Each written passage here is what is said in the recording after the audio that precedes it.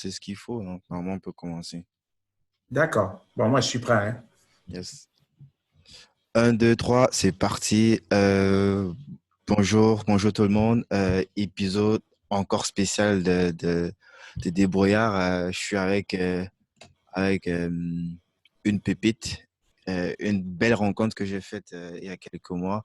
Et je suis très, très, très heureux de vous le présenter aujourd'hui. Il s'agit de Constantin Farm. Constantin, est-ce que tu peux un petit peu déjà te présenter et nous parler brièvement de ton parcours, qui tu es, qu'est-ce que tu fais, tu vis où? Je vis à Mössingen, ça c'est dans le sud de l'Allemagne, pas très loin de Stuttgart, donc direction Stuttgart. Donc peut-être pour contextualiser un petit peu, on peut dire dans quelles circonstances est-ce qu'on s'est rencontrés pour la première fois? Oui, donc on s'est rencontrés, c'était dans le cadre d'un séminaire que je tenais sur l'immobilier. Et donc après le séminaire, on a eu à échanger sur les différentes astuces pour réussir dans le secteur de l'immobilier. Et c'est là que j'ai compris que tu pouvais être un atout pour les différentes activités que je menais. Et c'est comme ça que on a scellé les relations et voilà. Excellent. Donc, est-ce que tu peux nous dire, donc, Constantin, tu viens d'où déjà? Et qu'est-ce que tu fous même déjà en Allemagne pour commencer? Parce que là, tu as dit que tu parles français, mais tu te retrouves dans un pays germanique et on se Oui. demande bien comment est-ce que tu as, qui t'a jeté dans ce trou? Oui, bien sûr, bien sûr, bien sûr. Oui, donc déjà, je suis originaire du Cameroun. Comme la majorité bref, pas la majorité, comme une bonne partie des Camerounais après le bac, j'ai pensé à poursuivre mes études à l'étranger. Euh, Toute ma famille est plutôt aux États-Unis, donc j'avais le choix entre les États-Unis et l'Allemagne. Parce que j'ai obtenu le visa de l'Allemagne avant celui des États-Unis. C'est comme ça que je me retrouve en Allemagne. Et j'avais quelques amis ici qui me recommandaient l'Allemagne parce que les étaient presque gratuites, on va dire.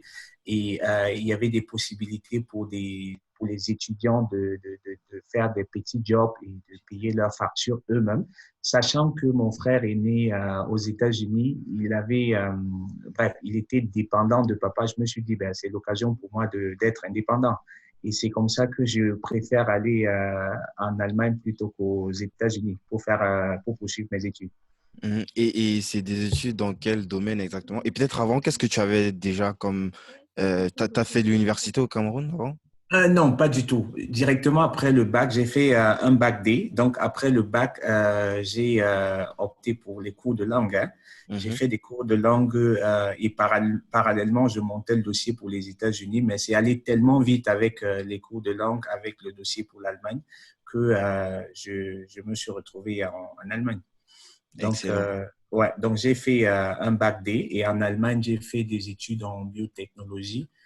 Et j'ai eu la chance de trouver un travail immédiatement après les études. Bref, Mhm. avant même de terminer les études, j'avais déjà signé un contrat. Je fais partie des chanceux, on va dire, hein. Et ça fait exactement 12 années que je travaille, 11 à 12 ans que je travaille dans le secteur du diagnostic, hein. Donc, Mhm. on développe des tests, on développe des appareils pour diagnostiquer des maladies telles que hépatite, malaria, VIH et bien d'autres.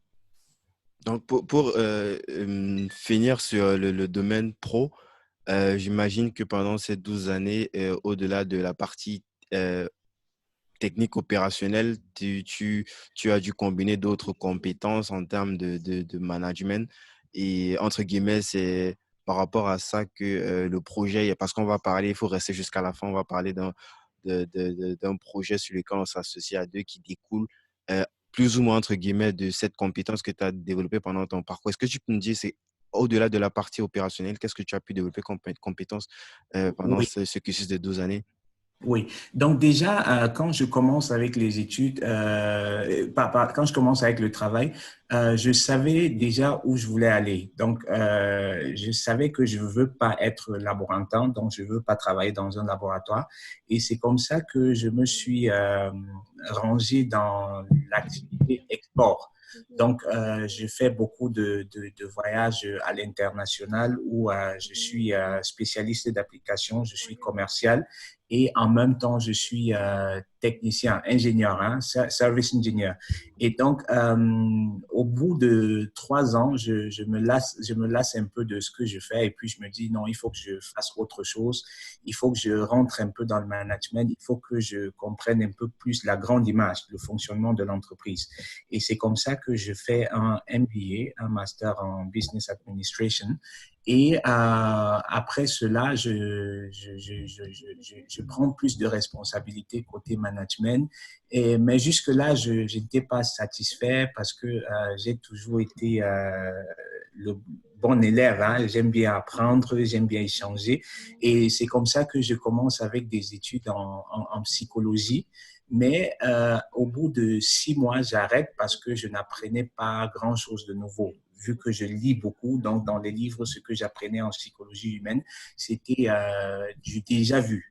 Et donc, je me lance dans un master en import et export. Et voilà, donc Et là, parallèlement. c'est des choses que tu fais toujours en parallèle de ton emploi. Je veux dire, tu es employé Exactement, en entreprise et tu suis des MBA comme ça, probablement exactement, à distance. exactement.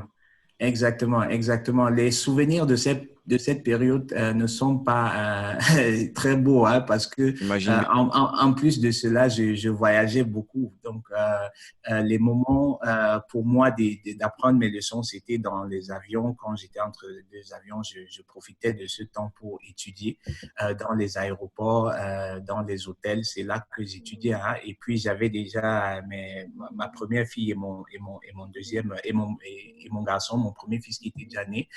Donc, c'était pas évident. C'était pas évident. Mais bon, après, une fois qu'on a atteint son objectif, on ne se souvient plus forcément de la difficulté. Et c'est ça qui donne encore plus de goût à la vie, hein, le fait d'avoir des objectifs qui, au départ, semblent impossibles à réaliser. Et une fois qu'on les a réalisés, on se dit, bon, voilà, c'est faisable, on peut faire plus.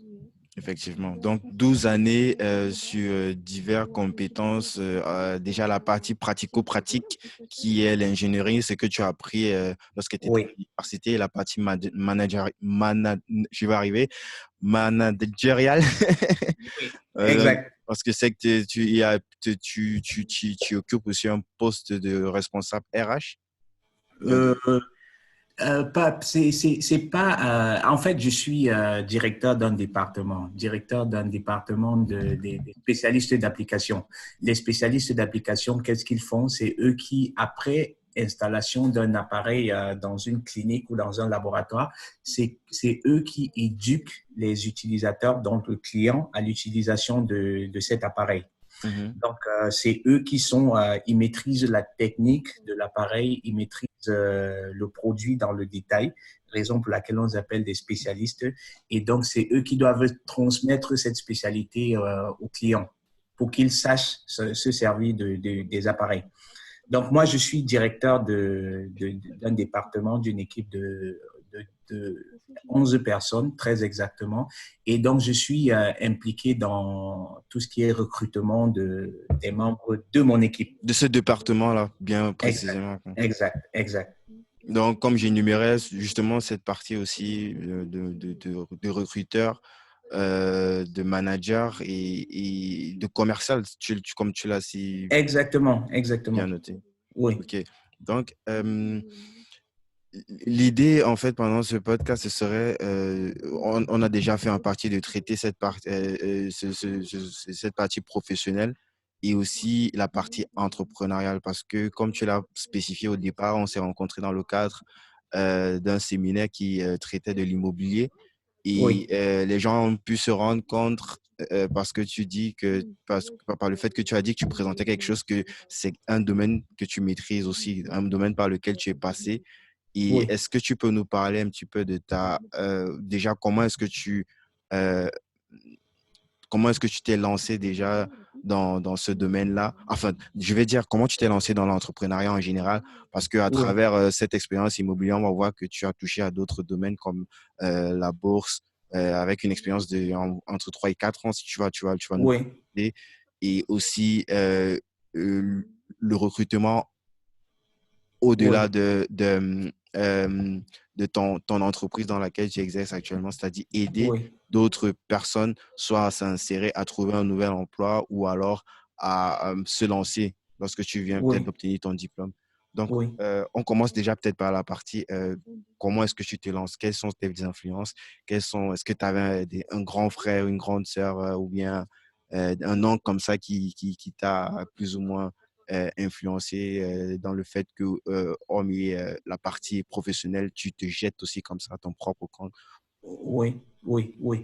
Donc, je pense que, bref, de façon générale, nous sommes le produit de notre génétique et de notre environnement. C'est-à-dire que chacun de nous hérite de ses parents des gènes. Ça peut être des gènes d'entrepreneuriat, hein, et peut-être parce que papa et maman sont des grands entrepreneurs, on hérite un gène. Je ne veux pas dire qu'il existe un gène hein, Mhm. d'entrepreneuriat, mais il y a l'héritage parental, il y a l'environnement, et puis quand je dis l'environnement, c'est la société, les gens avec qui on grandit, les gens avec qui on grandit, c'est ceux-là qui justement nous influencent. Donc moi, j'ai eu la chance d'hériter non seulement des gènes entrepreneuriaux de mes parents, parce que papa et maman sont entrepreneurs depuis que je les connais, depuis que je suis venu au monde, je les connais entrepreneurs, et aussi l'environnement dans lequel j'ai grandi. Donc, non seulement au niveau de la maison, mais avec les oncles, les tantes, c'est beaucoup d'entrepreneurs. Donc, j'ai grandi dans un environnement où on n'a pas peur de prendre des risques, un environnement dans lequel on est prêt à essayer et à apprendre de ses erreurs. Donc, ça, c'est peut-être un avantage que j'ai par rapport à d'autres personnes hein, qui veulent se lancer dans l'entrepreneuriat. Dans ce sens-là que je suis plutôt optimiste et très result focus. Donc, moi, c'est le résultat qui est ma grande motivation. Et mes parents m'ont beaucoup influencé, mon papa particulièrement.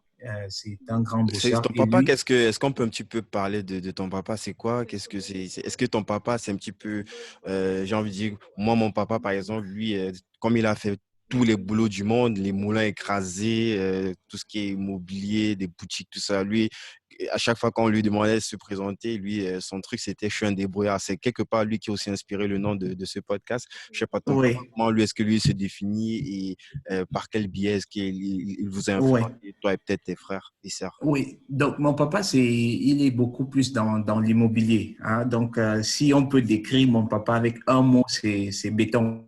Hein. Béton. Lui, c'est tous ses investissements, c'est dans le béton. Lui, c'est l'immobilier. Il est 100%, 200% même, je dirais, immobilier. Il est déjà architecte à la base et donc il a fait des gros projets au Cameroun comme les révisions de l'université de Chang. Il a fait des très grands projets. Je ne veux pas citer, étaler ces projets ici, mais Mhm, il fait partie de ceux qui ont construit le Cameroun, on va dire comme ça. mhm. Et maman, quant à elle, elle a fait aussi, elle a commencé, elle a eu une bonne évolution. Elle est partie des sucettes, hein, étant institutrice, parce qu'elle m'a enseigné à l'école primaire. Je n'étais pas son meilleur élève. Elle était très dure avec moi. Elle était très dure avec moi. Mais bon, je comprends. Parce que étant son fils et tout, il fallait bien que je fasse partie Toi, des meilleurs. excellent. Donc, Ouais. exact. Donc, il fallait être dur avec moi. Donc, elle était enseignante d'école primaire et elle vendait les sucettes, elle vendait les caramels pendant les récréations. C'est comme ça qu'elle a commencé. Et de là, elle est passée à la friperie. De la friperie, elle est passée au prêt-à-porter. Du prêt-à-porter, elle est passée Ça veut dire qu'elle elle lâche le truc de l'enseignement ou c'est Non, elle le en fait parallèle? parallèlement. Non, c'est en Waouh, parallèle. Elle fait parallèlement. Elle fait incroyable bon. ça. Bon, voilà, enseignant au pays, pour s'en sortir, il faut avoir une activité Mais parce secondaire. que Hein, il c'est faut pas avoir une. très, très bien rémunéré aussi en même temps. Exactement. Donc, je pense que tout enseignant au pays qui a un peu, qui peut un peu réfléchir à côté, il s'est fait une activité parallèle pour s'en sortir, pour joindre les deux bouts. Et donc, maman, elle est très battante. Hein. Après le prêt-à-porter, elle fait la ligne de l'Afrique de l'Ouest. Donc, elle y va pour un mois. Pour se Elle revient avec fournir des. Exactement, elle revient avec des marchandises et c'est comme ça que voilà qu'elle vend ses marchandises. Et moi, je l'assiste pendant les vacances dans sa boutique. Hein. Mhm. Donc, j'ai le sourire aux lèvres quand je pense à ça. Maman était plutôt du genre à nous gâter, genre la belle vie et tout. Mais moi, quand je faisais des tours dans sa boutique, je voyais qu'il y a des habits qui étaient là depuis des mois. Et puis, je lui disais, mais attends, maman, je peux prendre ces habits-là, je marche un peu dans la ville et on va voir si… donc, elle me donnait les prix et elle me disait, si tu peux réussir à te faire un bénéfice de 500 sur ces habits-là ou de 1000 francs, tu le fais.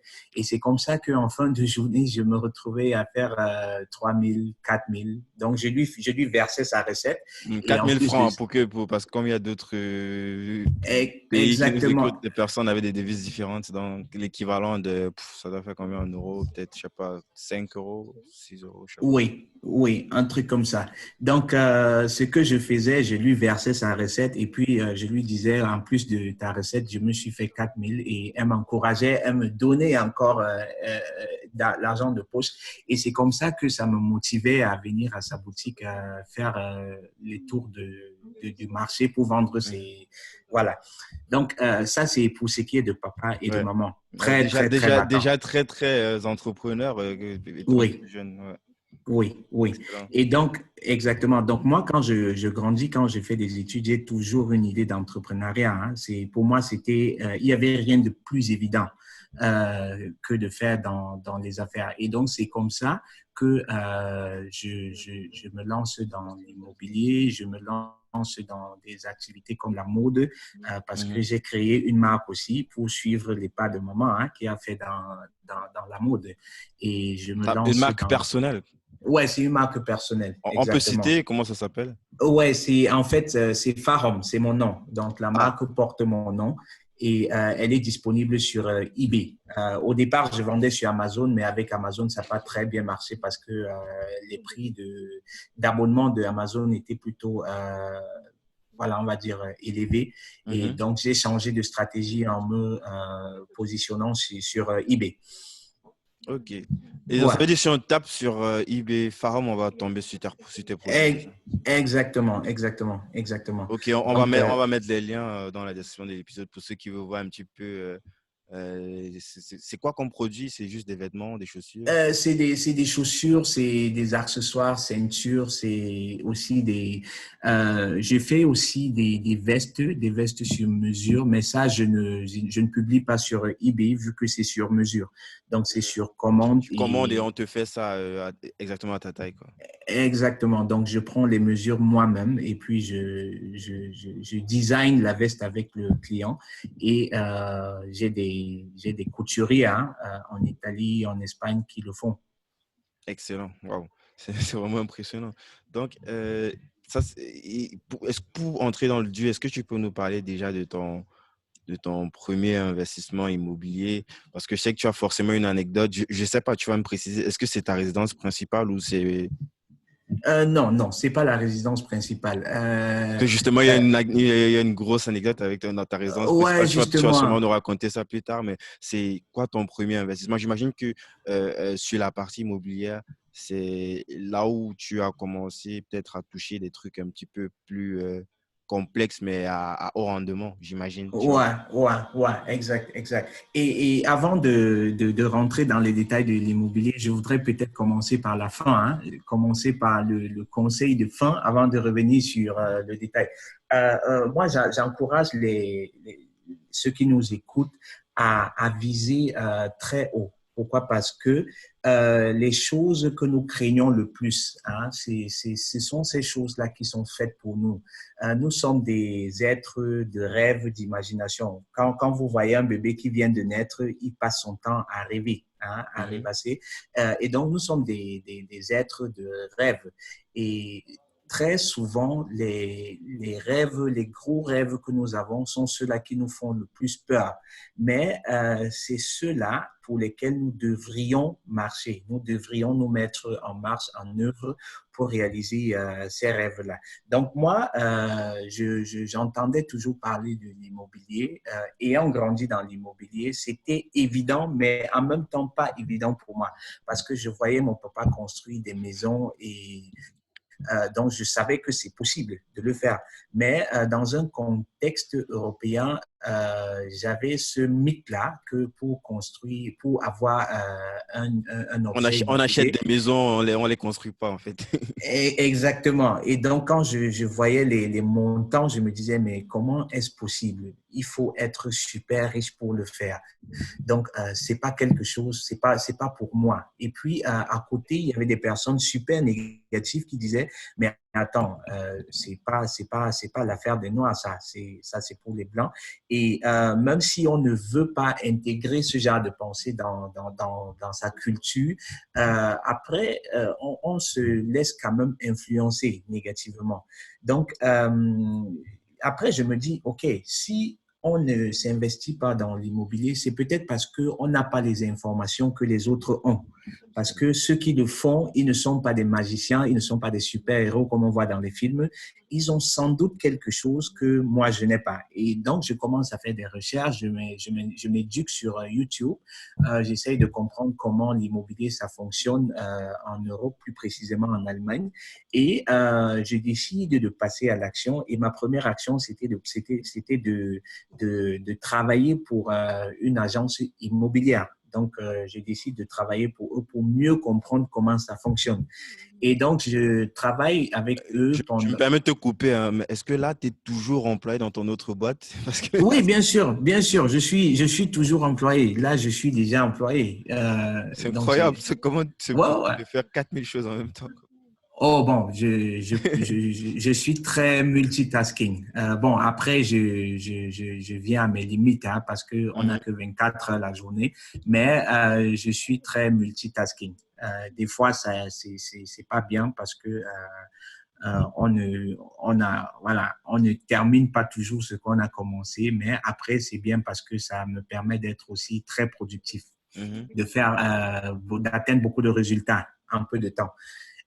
Donc, je travaille hein, pendant que je le fais. Je me dis, Mais probablement en remote, j'imagine, parce que si déjà tu vas en physique dans ton boulot principal et que tu dois encore exercer pour notre boîte immobilière en physique, tu vas pas te diviser. J'imagine il y a des trucs que tu gères à distance avec ton oh, ordinateur. non, le but c'était quoi? Le but c'était pour un début, moi je devais gérer les documents, dans le management des documents, des Mhm. contrats et autres. Et je devais faire des présentations d'objets aux intéressés. Et ça, je le faisais les samedis ou les dimanches. Donc, ceux qui veulent faire des visites dans des appartements, généralement, eux, ils ont le temps le week-end. Donc, mes week-ends, je les utilisais pour faire des visites avec des intéressés. Et donc, c'était possible de gérer et mon boulot et ce job d'à côté. Euh, mais sauf que j'ai pas fait ce job pendant très longtemps. J'ai commencé avec ce qui est management de documents. J'ai rangé les documents, je les scannais, je les rangeais dans des dossiers électroniques et je tombais sur des dossiers qui m'interpellaient et Les il y dossiers de a personnes qui investissaient, c'est ça, on peut comprendre. des acheteurs, Des exact, des acheteurs. investisseurs, exact. Et donc, je suis tombé sur un dossier qui a tout changé. Hein. C'est le dossier il était mécanicien de formation, 21 ans, et il était à son troisième achat. Donc, avec un salaire de 1000, je pense, 1600 € de net, il était à son troisième achat. Et moi, je me dis, mais attends, comment est-ce possible? Avec 1600 €, avec 1600 €, il est à son troisième achat. Et moi, j'ai, c'est pas moi, 600 €, 700 € net en plus que lui. C'est vrai, j'avais des responsabilités familiales, hein, mais après, je me suis dit, c'était vraiment l'élément déclencheur. Je me suis dit, donc, au final, c'est pas qu'une question d'argent.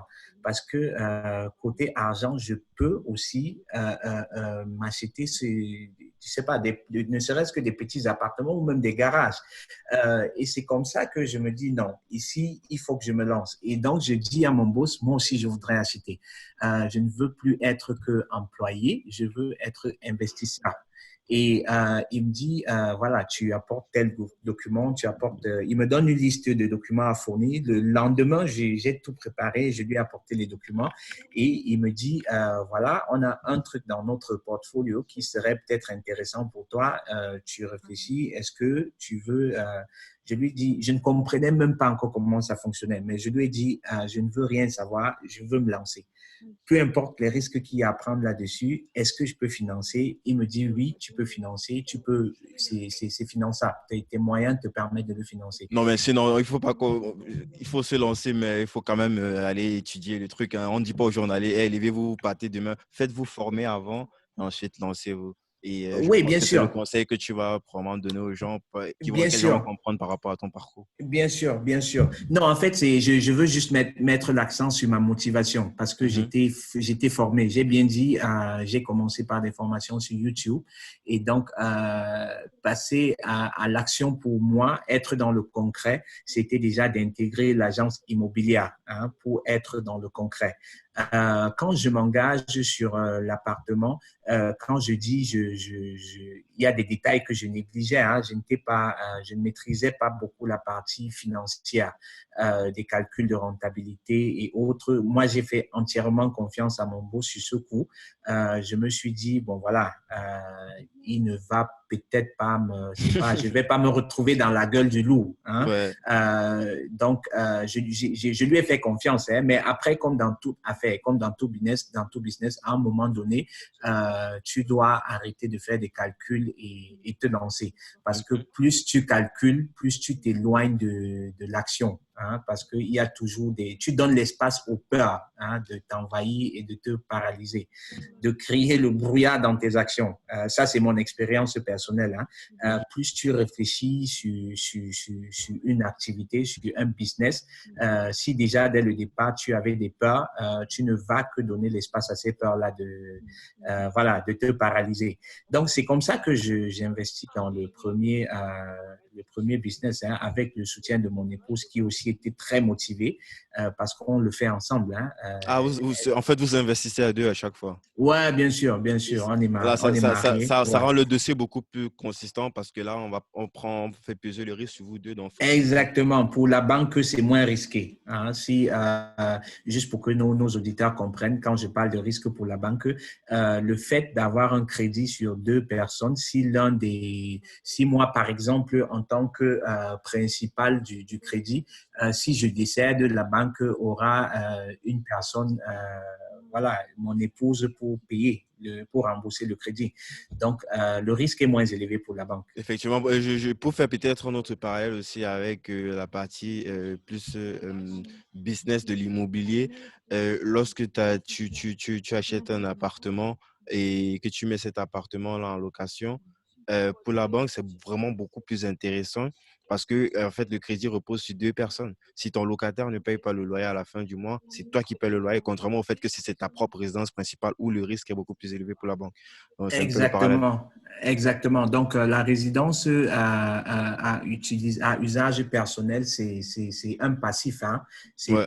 C'est pas un actif parce que Mm. c'est Mais là, on parle c'est une vraiment en termes dépense. de business, en termes d'investissement. Parce que si c'est en mode, Exactement. on va revenir sur ton cas, en mode tu veux ta résidence principale, c'est un projet. Donc, tout dépend du projet de base. Si ton projet de base, c'est Oui, de faire, et là, tu vas nous parler un petit peu de ton cas avec ta résidence principale, si c'est ton projet de vie, et ben, why not?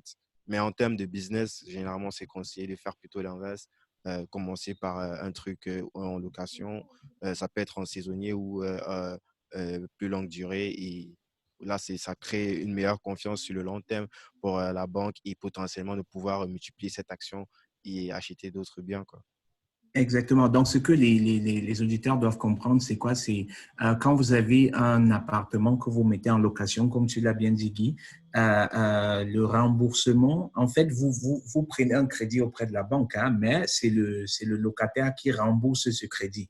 Donc, vous êtes marqué dans les papiers de la banque comme étant le propriétaire du crédit, mais en réalité, celui le propriétaire de ce crédit, c'est votre locataire. Donc, c'est lui qui rembourse le crédit et ça rend la chose beaucoup plus intéressante pour la banque. C'est encore plus intéressant si vous avez un cash flow positif, c'est-à-dire que la différence entre votre dépense sur cet objet immobilier et vos entrées, c'est-à-dire la location, si la différence est positive, c'est plus intéressant pour la banque parce que ça augmente votre revenu. Et pour nuancer, avec aussi les charges comprises. Donc, c'est pas, tu vas pas Exact. prendre un appartement loué comme ça et juste faire le différentiel sans tenir compte du fait que tu pourrais potentiellement payer des impôts ou payer les charges. De toutes les façons, c'est obligatoire. Bon, pour les impôts, il y a encore d'autres, on va pas aller dans les détails, mais il y a d'autres façons d'optimiser les choses de telle sorte que sur 5 ou 6 ans, tu ne payes pratiquement aucun impôt. Mais bon, ça sera pour un autre podcast. Donc, Exact. euh, tu te lances directement et tu fais confiance comme ça à ton boss et Oui. j'imagine que Ouais, et les choses se passent tellement vite, les choses se passent tellement vite que quelques temps après, on renouvelle l'action, hein, on passe à d'autres investissements et jusqu'ici, ça se passe plutôt bien. Mais au fur et à mesure que j'agis avec mon épouse, on comprend mieux le business et on gagne en confiance et c'est comme ça que on fait de plus en plus d'achats est-ce que pour et ce premier achat, on a expliqué tout à l'heure, tu es dans le positif. Oui, je suis dans le positif. Pour le premier, je suis dans le positif. En août de cette année, non, de l'année dernière, autant pour moi, août de l'année dernière, j'ai augmenté le loyer, ce qui fait une amélioration hein, du rendement de cet appartement. Je Mhm. parle du premier, oui. Ouais. Pour ce qui concerne Donc, aussi l'augmentation de loyer, tout ça, ce sont des trucs que, bon, on va pas entrer dans le détail, que c'est réglementé par la loi. ouais, en plus, on pourra peut-être faire un autre épisode dédié à ça. Ça sera beaucoup plus Oui. IMO parce qu'il y a quelques spécificités techniques que tu as dû te brûler les doigts parfois pour comprendre. Donc, Oui, bien sûr, bien sûr. et Donc, au départ, moi, j'agis tout seul, je fais mes recherches, les finances, je m'en occupe. Mais après, ça me prend beaucoup de temps.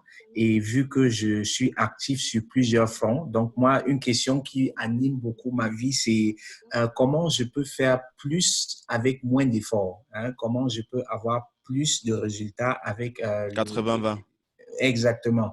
Et donc, c'est comme ça que je cherche des partenariats, je cherche des entreprises qui font dans l'immobilier et je peux juste être investisseur. Genre, il s'occupe de la partie finance, il s'occupe de la partie notaire, il s'occupe de la partie immobilier et rénovation et tout.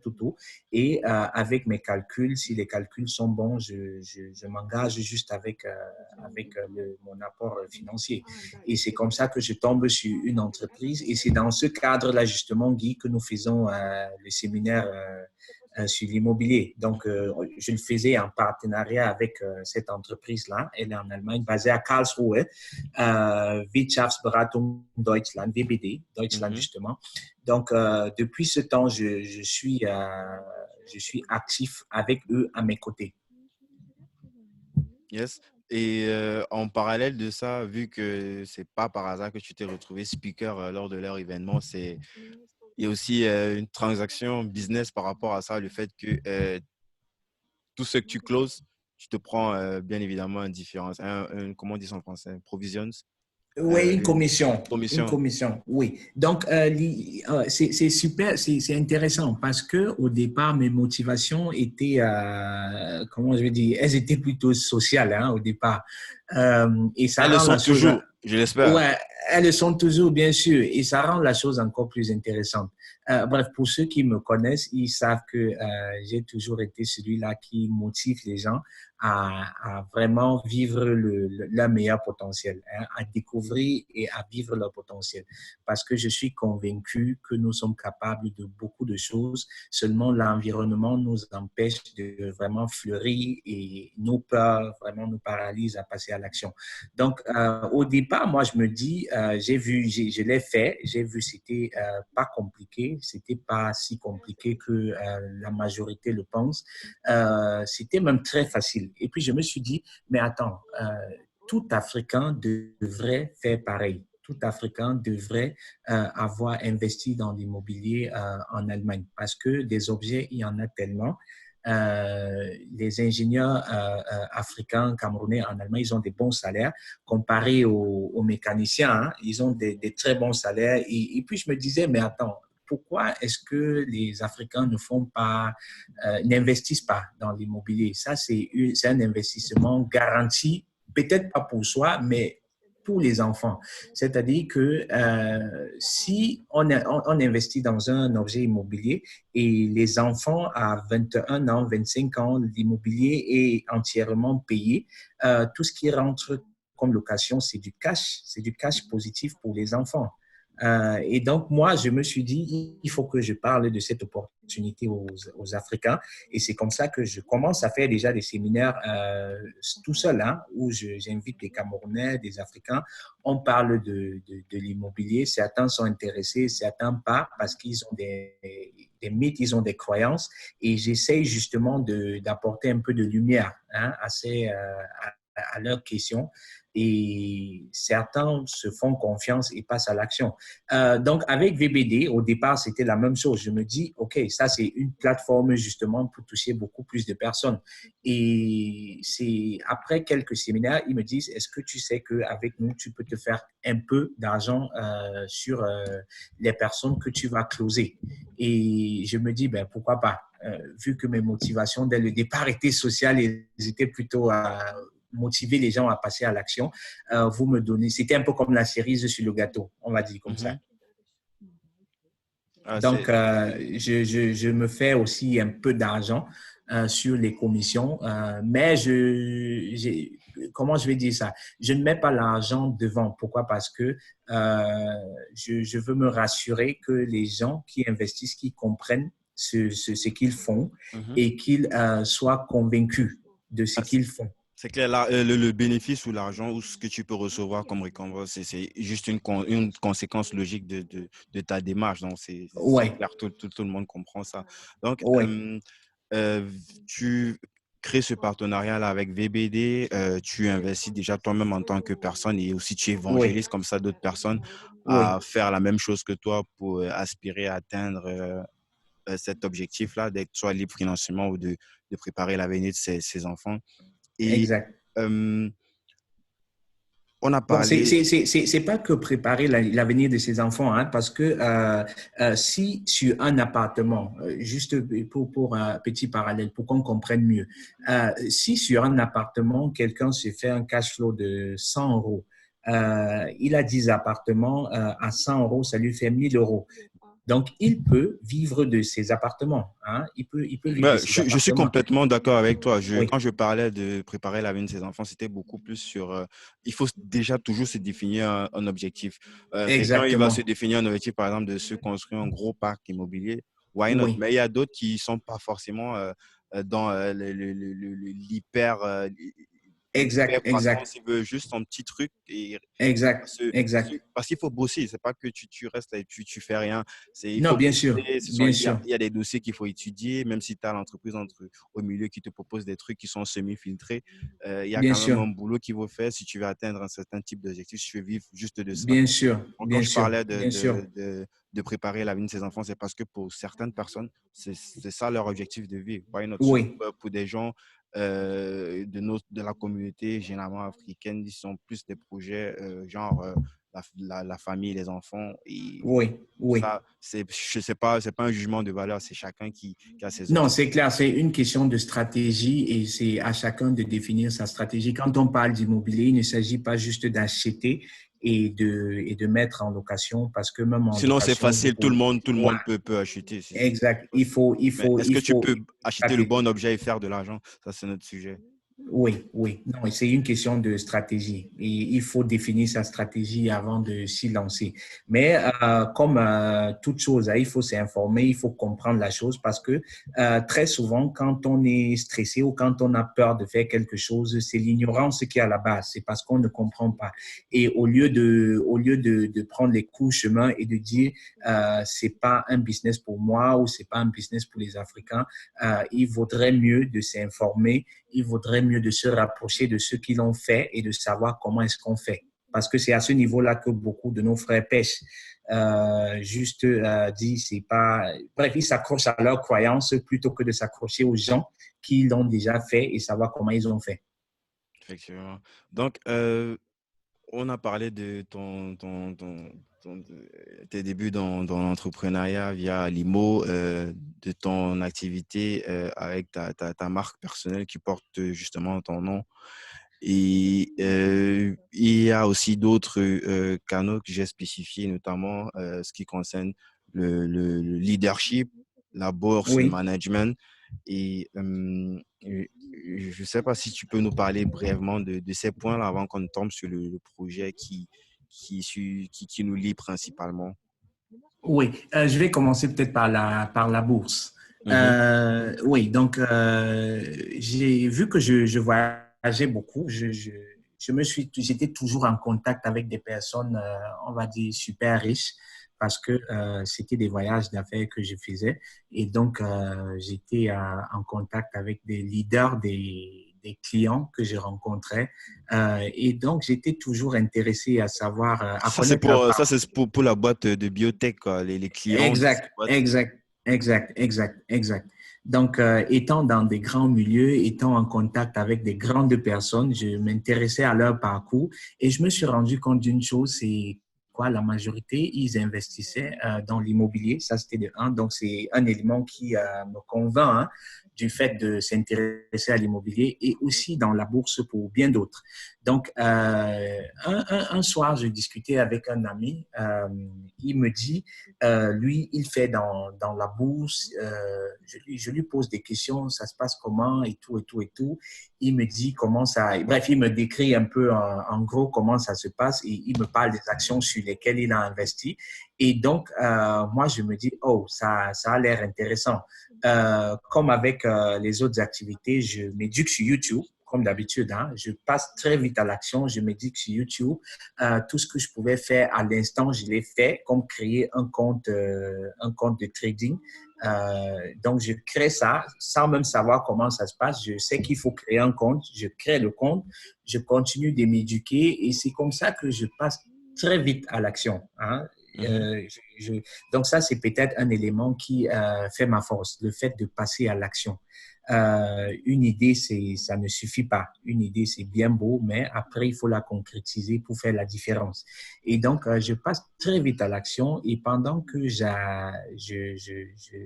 je continue de m'éduquer sur YouTube, j'achète des livres sur l'investissement à la bourse, la finance, et je lis et je fais des petits achats en bourse. Je vois comment ça évolue, le côté émotionnel là, comment gérer les émotions.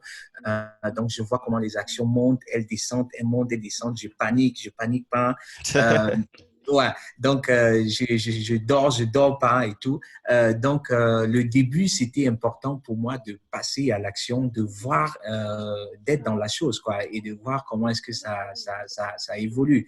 Et je me suis beaucoup éduqué. Hein. J'ai lu, je sais pas, peut-être 10 livres sur la bourse. J'ai appris beaucoup de stratégies des grands investisseurs comme Warren Buffett, comme tellement, il y en a tellement. Hein? Yes. Et donc, j'ai essayé d'utiliser ces stratégies-là et de les adapter à mon contexte. Et c'est comme ça que aujourd'hui, je suis plutôt, je dirais, que j'ai du succès en bourse. Hein. Je dirais que j'ai du succès parce que les résultats résultats parlent d'eux-mêmes. Je suis plutôt très satisfait. Et donc, j'ai mis des stratégies sur pied que je partage avec des intéressés. J'ai un séminaire, j'ai un workshop justement sur la bourse que je fais. Et jusqu'ici, ceux qui ont participé à ce séminaire m'ont donné un retour positif. Ils sont super excités. La stratégie, en fait, c'est quoi? Parce que quand on parle de bourse, on pense directement au risque. Hein, on Ouais. pense directement au risque et on n'est pas prêt à s'engager parce qu'on se dit on va perdre tout son capital, on va perdre tout son argent. Et moi, généralement, moi, ce que je dis aux gens, c'est investir dans toute chose. Hein, ça ne s'applique pas qu'à la bourse. Même si tu décides de créer une entreprise, investis le montant que tu peux supporter. Hein? C'est-à-dire, il faut investir de telle sorte que tu sois capable de dormir la nuit. Parce que si, c'est pas ça le but. Ouais, le but de l'investissement, ce n'est pas de te stresser, c'est de t'enlever un certain stress, hein, le stress de Mm. la pauvreté et tout. Donc, si investir doit faire que tu ne dormes pas, vaudrait mieux ne pas le faire. Il faut calculer ses risques, c'est vrai, mais à un moment donné, il faut se poser les questions essentielles. Hein. Est-ce que je n'arrive pas à dormir à cause de cet investissement? C'est qu'il y a un problème. Hein. Soit Ouais. c'est un manque d'information, soit c'est un manque de stratégie. Et donc, moi, la stratégie que je propose aux gens, c'est une stratégie à risque asymétrique. C'est-à-dire que avec le minimum de risque, tu puisses avoir le maximum de gains. Hein, je l'ai dit aussi Toujours un tantôt. 20-80. Toujours le même Toujours, principe. Ouais. toujours, toujours. Donc, moi, je suis toujours dans cette optique-là. Avec le minimum d'efforts, le maximum de résultats. C'est la technique du paresseux. Hein. Je suis convaincu que de nos jours, il faut pas transpirer. Hein. Il faut pas transpirer pour réussir. Nous sommes en 2019, bientôt 2020. Les choses ont beaucoup changé, les choses ont beaucoup évolué et il faut juste s'informer. Donc, la stratégie consiste à quoi? À investir sur des entreprises qui ont du potentiel hein, et sont sous-évaluées. Je vais prendre l'exemple d'une entreprise, elle s'appelle Veloxis. Hein, c'est Veloxis. Si ceux qui font dans la bourse, allez chercher cette entreprise et C'est une boîte allemande ou plus internationale? elle est internationale et elle fait dans la biotechnologie. Ça, c'est mon domaine. Je sais. Je maîtrise un petit peu le sujet, mais tu n'es pas que dans des domaines qui concernent ta zone de Non, prédilection. pas que. Exact, pas que, pas que.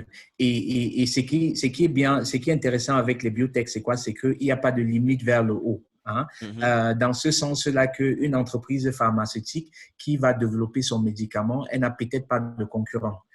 Comparé au secteur automobile où même les géants tels que Mercedes, BMW, ils souffrent. Hein? C'est pas si évident que ça pour eux. Moi, Ceux j'ai qui parfois l'impression que ils plafonnent, quoi. Ils arrivent parfois à des seuils où on sait plus ou moins que la croissance ne sera pas aussi exponentielle que peut-être il y a 20 ans ou 30 ans en arrière. Non, mais ça s'explique, c'est normal, ça s'explique. Pourquoi? Parce que l'industrie automobile, ils ont non seulement des concurrents asiatiques, principalement asiatiques, mais ils sont eux-mêmes leurs propres concurrents. Dans ce sens-là que la pression de l'innovation hein, n'est pas forcément en leur faveur. Aujourd'hui, on va te sortir la dernière A-Class ou la dernière A5 l'an prochain, on va déjà te sortir un nouveau modèle parce que l'ancien ne répond plus aux attentes des utilisateurs. La technologie, elle évolue tellement vite qu'il faut passer à quelque chose de nouveau hein, pour Mhm. garder les potentiels clients intéressés. C'est la Ouais. même chose qu'on a dans le secteur du téléphone, hein, les smartphones et tout. C'est pas évident. Si on voit Samsung, en une année, ils vont sortir 3, 4 téléphones. Ils n'ont pas le temps hein, de faire des ventes. Pourquoi? Parce qu'il faut satisfaire la clientèle. Par contre, dans Bon, le ils font secteur... quand même des ventes, hein. C'est quand même, non, non, non, bien Samsung sont sûr. parmi Bien les sûr. troisième ou quatrième meilleurs vendeurs. Bien Donc. sûr, bien sûr, bien sûr. Non, Samsung, ils n'ont Bon, pas de concurrent. Hein. mais peut-être, comme je parlais de plafond tout à l'heure, c'est peut-être l'industrie commence peut-être à s'essouffler peu à peu du fait euh, euh, le fait qu'on soit toujours dans l'hyper-innovation et c'est Bien difficile sûr. d'évoluer aussi, sans compter même les mouvements sociaux, les gens qui parlent de consommation de consommer vers, si on revient sur l'automobile, le fait qu'on commence Oui. à pousser de plus en plus les voitures électriques. Bien sûr, bien sûr, bien sûr. Par contre, en biotech, tu as une technologie, tu as ta patente sur la technologie pour 10 ans, 20 ans, et tu es le seul, tu n'as pas de concurrence, hein, et tu es le maître des prix que tu fais, tu vois. Donc, ça, c'est un avantage du domaine biotech, hein, comparé à tout ce qui est technologie, high-tech, smartphone, électronique et tout là. Yes, Donc, c'est ouais. intéressant tout ça. On se rend compte, en fait, à chaque fois, c'est toujours la même procédure. Tu te rends compte d'un besoin, d'un manquement, tu vas creuser le domaine, tu expérimentes à ton propre niveau, tu fais tes propres Oui. tests, tu évalues les résultats, et tu scales, entre guillemets, et directement, tu te mets à apprendre ça aux autres. C'est pareil, c'est ce que tu as fait un petit peu avec les... Exactement, exactement, Et exactement. c'est là où le terme Donc, de leadership et tout ça, ça revient quelque part. Et entre guillemets, c'est ce que tu fais aussi en entreprise avec les membres de ta team. exactement, exactement. Donc Mhm.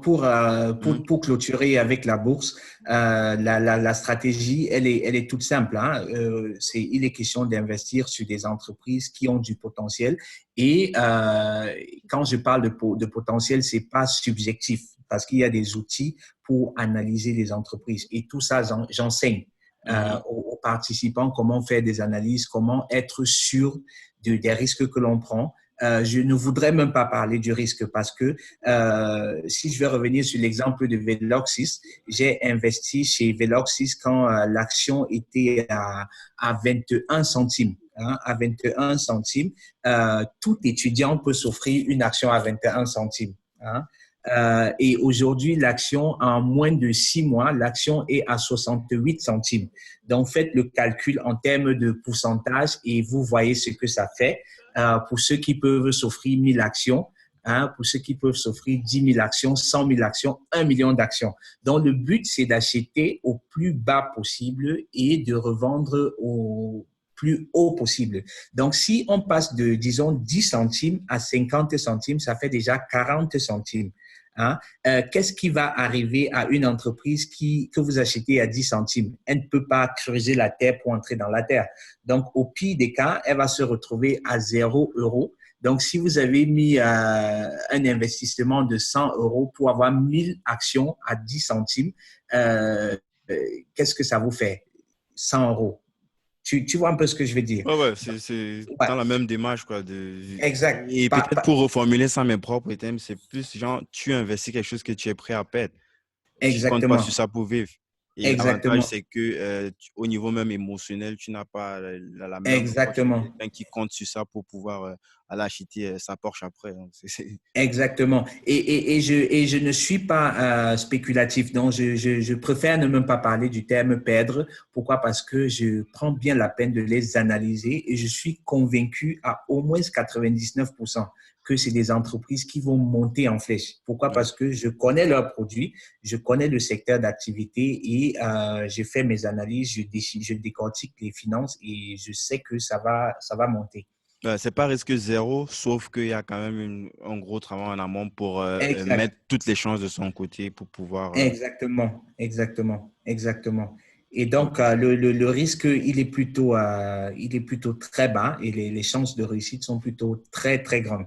Par expérience, bref, quand je pense à Velox, j'ai le sourire hein, aux lèvres. mhm. Donc, si on revient un petit peu sur tout ce qui est leadership, développement personnel, qui sont des sujets qui sont chers à toi, moi je le sais. Euh, et peut-être c'est même ça, quelque part, qui te pousse parfois à transmettre. Parce que on peut dire que tu peux consacrer la totalité de ton temps pour continuer à faire ton cash dans les différents business que tu as entrepris, mais tu prends quand même le temps, entre guillemets, parce que c'est sûr, ça pourrait te rapporter plus de concentrer ce temps-là sur les business qui sont déjà factuels et qui fonctionnent, mais tu prends quand même une partie de ce temps pour transmettre aux autres, pour partager, comme on va dire chez nous, pour partager la bonne nouvelle. Ouais, ouais. Ça, c'est le gène de l'enseignant, hein, de ma maman qui prend le dessus chez moi. Mm. Comme j'ai dit, maman, elle était enseignante et tu vas voir que la majorité bref, dans mon approche, il y a non seulement le business, donc côté paternel, et aussi l'éducation, l'enseignement, Mhm. transmettre aux gens comment je fais pour réussir. Moi, je suis convaincu d'une chose. Euh, être riche ou avoir beaucoup d'argent, c'est pas difficile. Hein. La difficulté, c'est la gestion de ses peurs. Hein. C'est la gestion de ses peurs parce que chacun de nous a des très gros rêves, a des très grands rêves, mais on ne laisse pas ces rêves-là s'exprimer. On ne laisse pas notre personnalité s'exprimer. Et du coup, je fais face à beaucoup de personnes qui ont des idées géniales, hein, ils ne savent même pas en quoi, bref, ce dont ils sont capables. C'est-à-dire que je me retrouve toujours en train de croire plus aux gens qu'ils ne croient en eux. Et des fois, je me dis, si seulement ils pouvaient croire en eux comme je croyais en eux, tu vois, ils réaliseraient de très grandes choses. Aujourd'hui, peut-être parce que j'ai un parcours où j'ai essayé, j'ai eu des échecs, j'ai gagné en confiance. Ça paraît peut-être évident pour moi, hein, mais je sais que ce n'est pas évident parce que autour de moi, je vois des gens qui s'efforcent hein, à faire des choses, qui bagarrent avec le sabotage personnel, hein, c'est-à-dire ils ne croient pas en eux, ils sont très négatifs. Et c'est pour ça que je m'intéresse beaucoup au développement personnel, non seulement de ma personne, mais aussi des gens autour de moi parce que le potentiel est énorme, le potentiel est énorme. J'ai créé, par exemple, un club que j'ai appelé Creativity Club, le club de la créativité.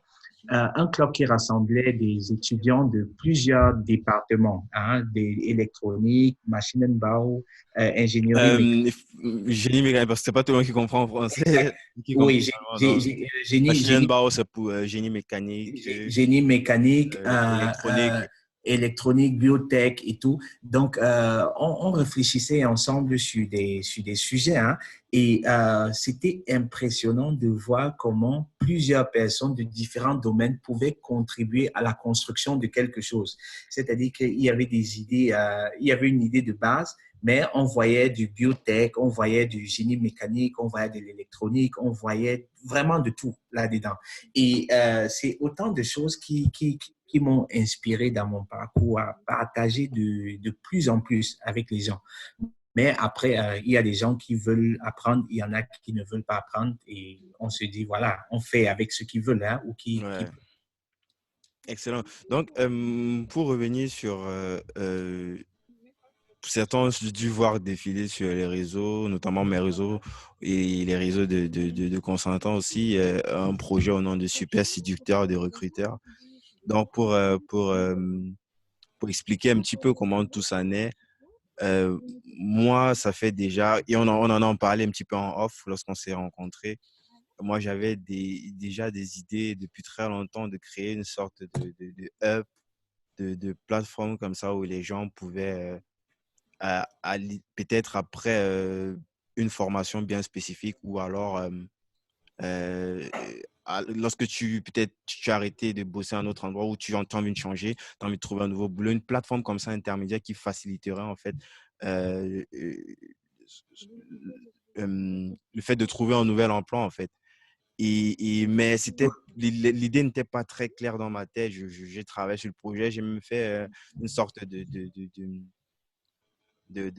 POC, de Proof of Concept. Et il y avait un site qui existait déjà. J'ai pas poussé le truc plus que cela. Et le fait de t'avoir rencontré, de voir ce que toi, tu avais déjà commencé à lancer, entre guillemets, ça m'a convaincu que c'est ça que j'avais besoin de oui, faire. Et c'est vers toi que j'avais besoin de me rapprocher pour faire ce truc-là. Parce que toi, tu avais déjà non seulement l'expérience de près de 10 de 12 ans dans la partie pro en en tant que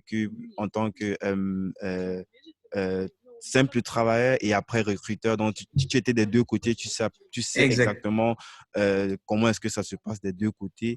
Oui, Euh, et moi, j'ai peut-être toi, pour commencer, peut-être tu peux l'expliquer. Qu'est-ce que toi tu faisais déjà avant qu'on ne lance ça de façon plus industrialisée? Qu'est-ce que toi tu faisais déjà en termes d'accompagnement de personnes qui soit sont à la recherche d'un nouvel emploi après les études ou Oui, veulent se oui, oui. reconvertir? Oui, donc déjà, je vais commencer par moi, hein. Moi, comme je l'ai dit tout au début de l'émission, je savais où je voulais aller, hein, et j'attire encore l'attention de nos auditeurs là-dessus. Il faut savoir où l'on va. C'est comme le navigateur, hein. Si vous entrez dans votre voiture et vous n'avez pas de système de navigation, vous voulez partir de Douala à Bafoussam. Pour ceux qui ne connaissent pas la route, il y a de fortes chances que vous vous égarez en cours de route. Bon, c'est vrai que c'est une ligne droite, hein, c'est très simple, mais c'est juste illustratif. Par contre, si vous avez votre système de navigation, toutefois que vous vous égarez, le navigateur va vous ramener sur le bon chemin. Donc, moi, quand je commençais les études, je savais dès le départ que je voulais être manager, je savais que je voulais être directeur de département, que je voulais être entrepreneur. Ça, je le savais. Et je savais aussi ce qu'il fallait faire pour arriver à là. Et c'est comme ça que j'ai fait les différentes formations. Mais à côté de moi, j'avais des personnes qui me disaient toujours non, tu ne peux pas, tu ne peux pas être manager. Tu as déjà vu ça où, depuis quand on va mettre un noir comme manager et tout, ça ne se fait pas. Et moi, je m'efforçais, hein, à refouler ces idées-là. Je ne voulais pas les intégrer dans mon ADN. Et quand j'ai réussi, hein, j'ai atteint ce que je voulais, j'ai tout simplement compris que il fallait une bonne dose de volonté personnelle et il fallait aussi s'activer pour atteindre ce que l'on veut. Et je sais que beaucoup, comme moi, font face à cette situation-là, hein. Ils veulent bien atteindre les sommets, hein. Ils veulent bien vivre leurs rêves, mais parce que l'environnement n'est pas favorable, ils se découragent très vite. Et donc, moi, mon objectif, c'est de prouver à ces personnes-là que vous pouvez, hein, vous devez croire en vos rêves, vous devez croire en ce que vous voulez. Et si vous ne croyez pas, ce n'est pas une autre personne qui va croire. Parce que généralement, les personnes qui découragent, elles découragent soit parce qu'elles ont essayé, elles n'ont pas réussi, ou parce qu'elles n'ont même pas essayé et savent qu'elles ne peuvent pas réussir. Donc, elles veulent satisfaire leur ego, hein, en se disant que je ne suis pas seul dans cette situation. Le fait qu'elles ne soient pas seules, ça satisfait leur ego, hein. Et donc, moi, c'est dans cette optique-là que je me dis, il faut que j'encourage les Camerounais parce que je sais que les Camerounais particulièrement, hein, en Allemagne, c'est des grands bosseurs, l'école, c'est notre truc, quoi. On a des fois, je me dis, si on pouvait moins fréquenter pour plus investir ou pour plus créer des entreprises, vraiment, le Cameroun serait très, très développé. Peut-être c'est ça notre péché, hein. On aime trop fréquenter, on fréquente trop. Au moins, on a le et, mérite de fréquenter, nous sommes nombreux. et donc, tu vois, je me dis, mais attends, les Camerounais, c'est des bosseurs, c'est des diplômes, ils sont bardés de diplômes. Mais comment est-ce que ça s'explique qu'ils ne soient pas à des grands postes dans des entreprises, qu'ils ne fassent pas bouger les lignes, quoi?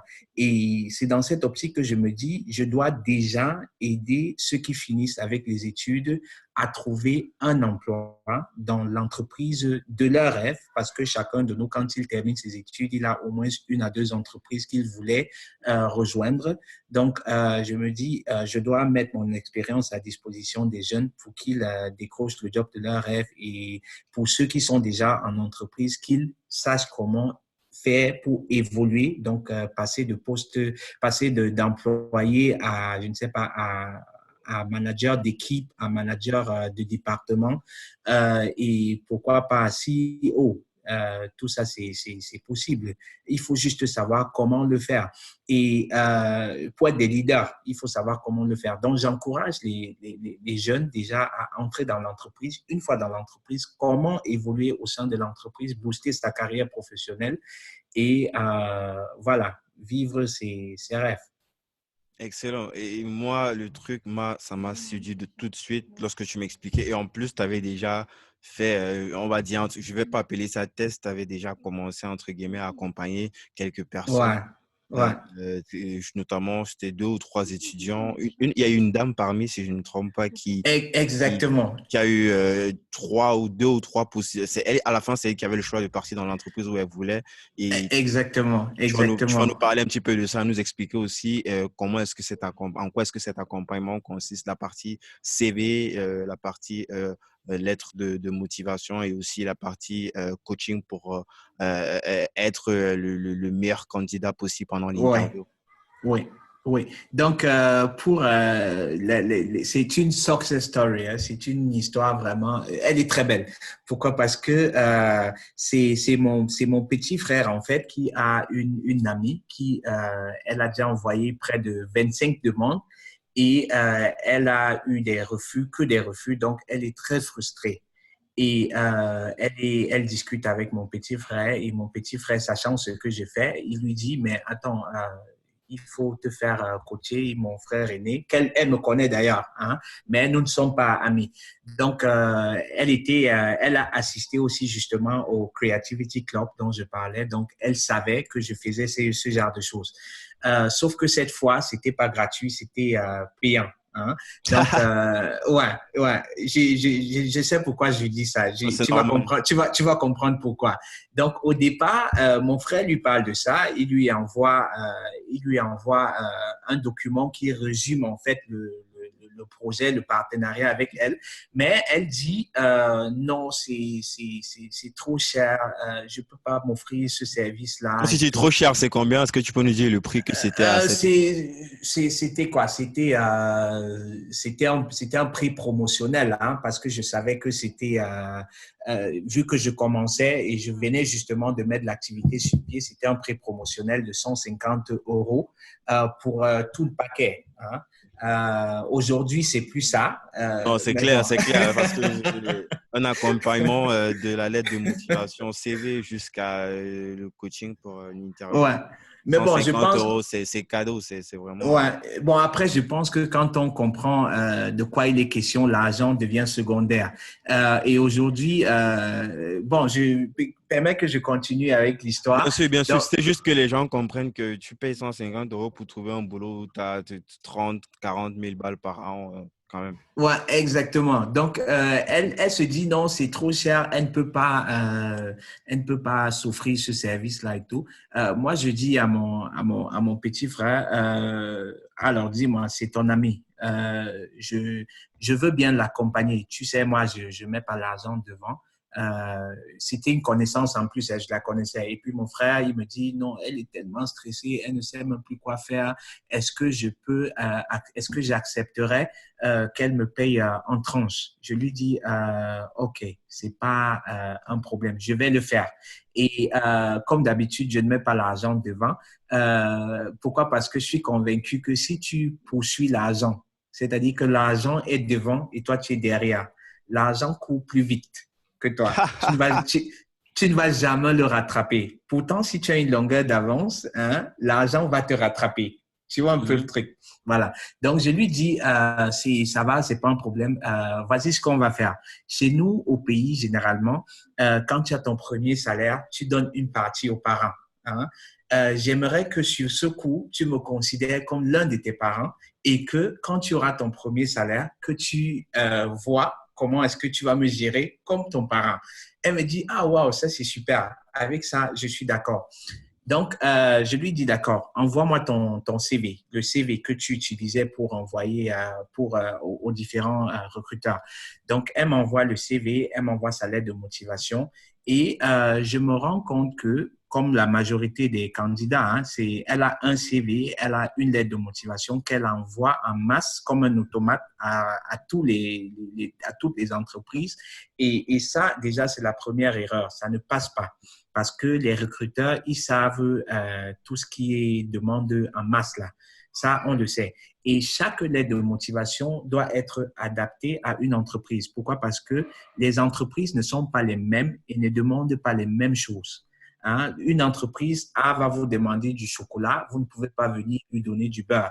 quand on vous demande le chocolat.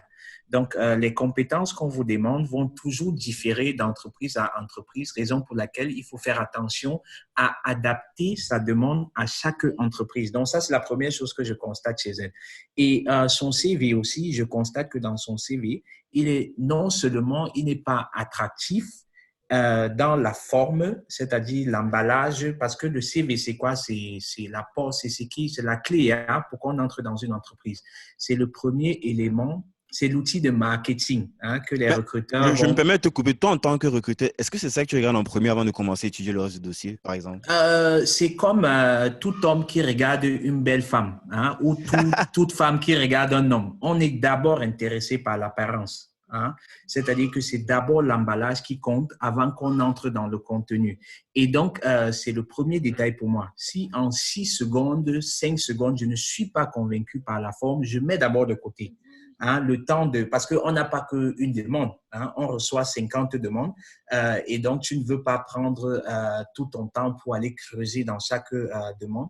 Et le candidat, justement, il doit se démarquer. C'est une situation de commerce et ça, les candidats doivent comprendre. Hein, c'est une situation de commerce par excellence où ils doivent se démarquer dans le plus bref des délais de la masse des candidats pour être retenu. Et le CV, justement, c'est un élément qui attire l'attention, comme les formes d'une femme ou d'un homme. Donc, ça, il faut considérer cela. Et c'est le meilleur outil marketing hein, dont dispose un candidat pour séduire un recruteur. Effectivement. Donc, Ouais. tu reviens déjà sur son CV, tu réoptimises. Je pense que tu as même recommencé de zéro, non? Tu as refait le truc de Ah zéro. oui, il fallait refaire de zéro parce que à la base déjà sa photo de profil c'était une photo prise avec téléphone en selfie. Ça c'est un no-go, c'est un no-go parce que parce qu'il faut comprendre que l'entreprise va vous embaucher pour que vous représentiez l'entreprise. Et donc, si vous n'êtes pas capable de vous prendre au sérieux, il ne faut pas s'attendre à ce que l'entreprise vous prenne au sérieux. Une photo de profil, ça parle sur, bref, ça donne des idées sur la personnalité de la personne. Voir une photo prise avec un selfie, on pense à quoi? C'est quelqu'un de désordonné, c'est quelqu'un de, je sais pas moi, pas de sale.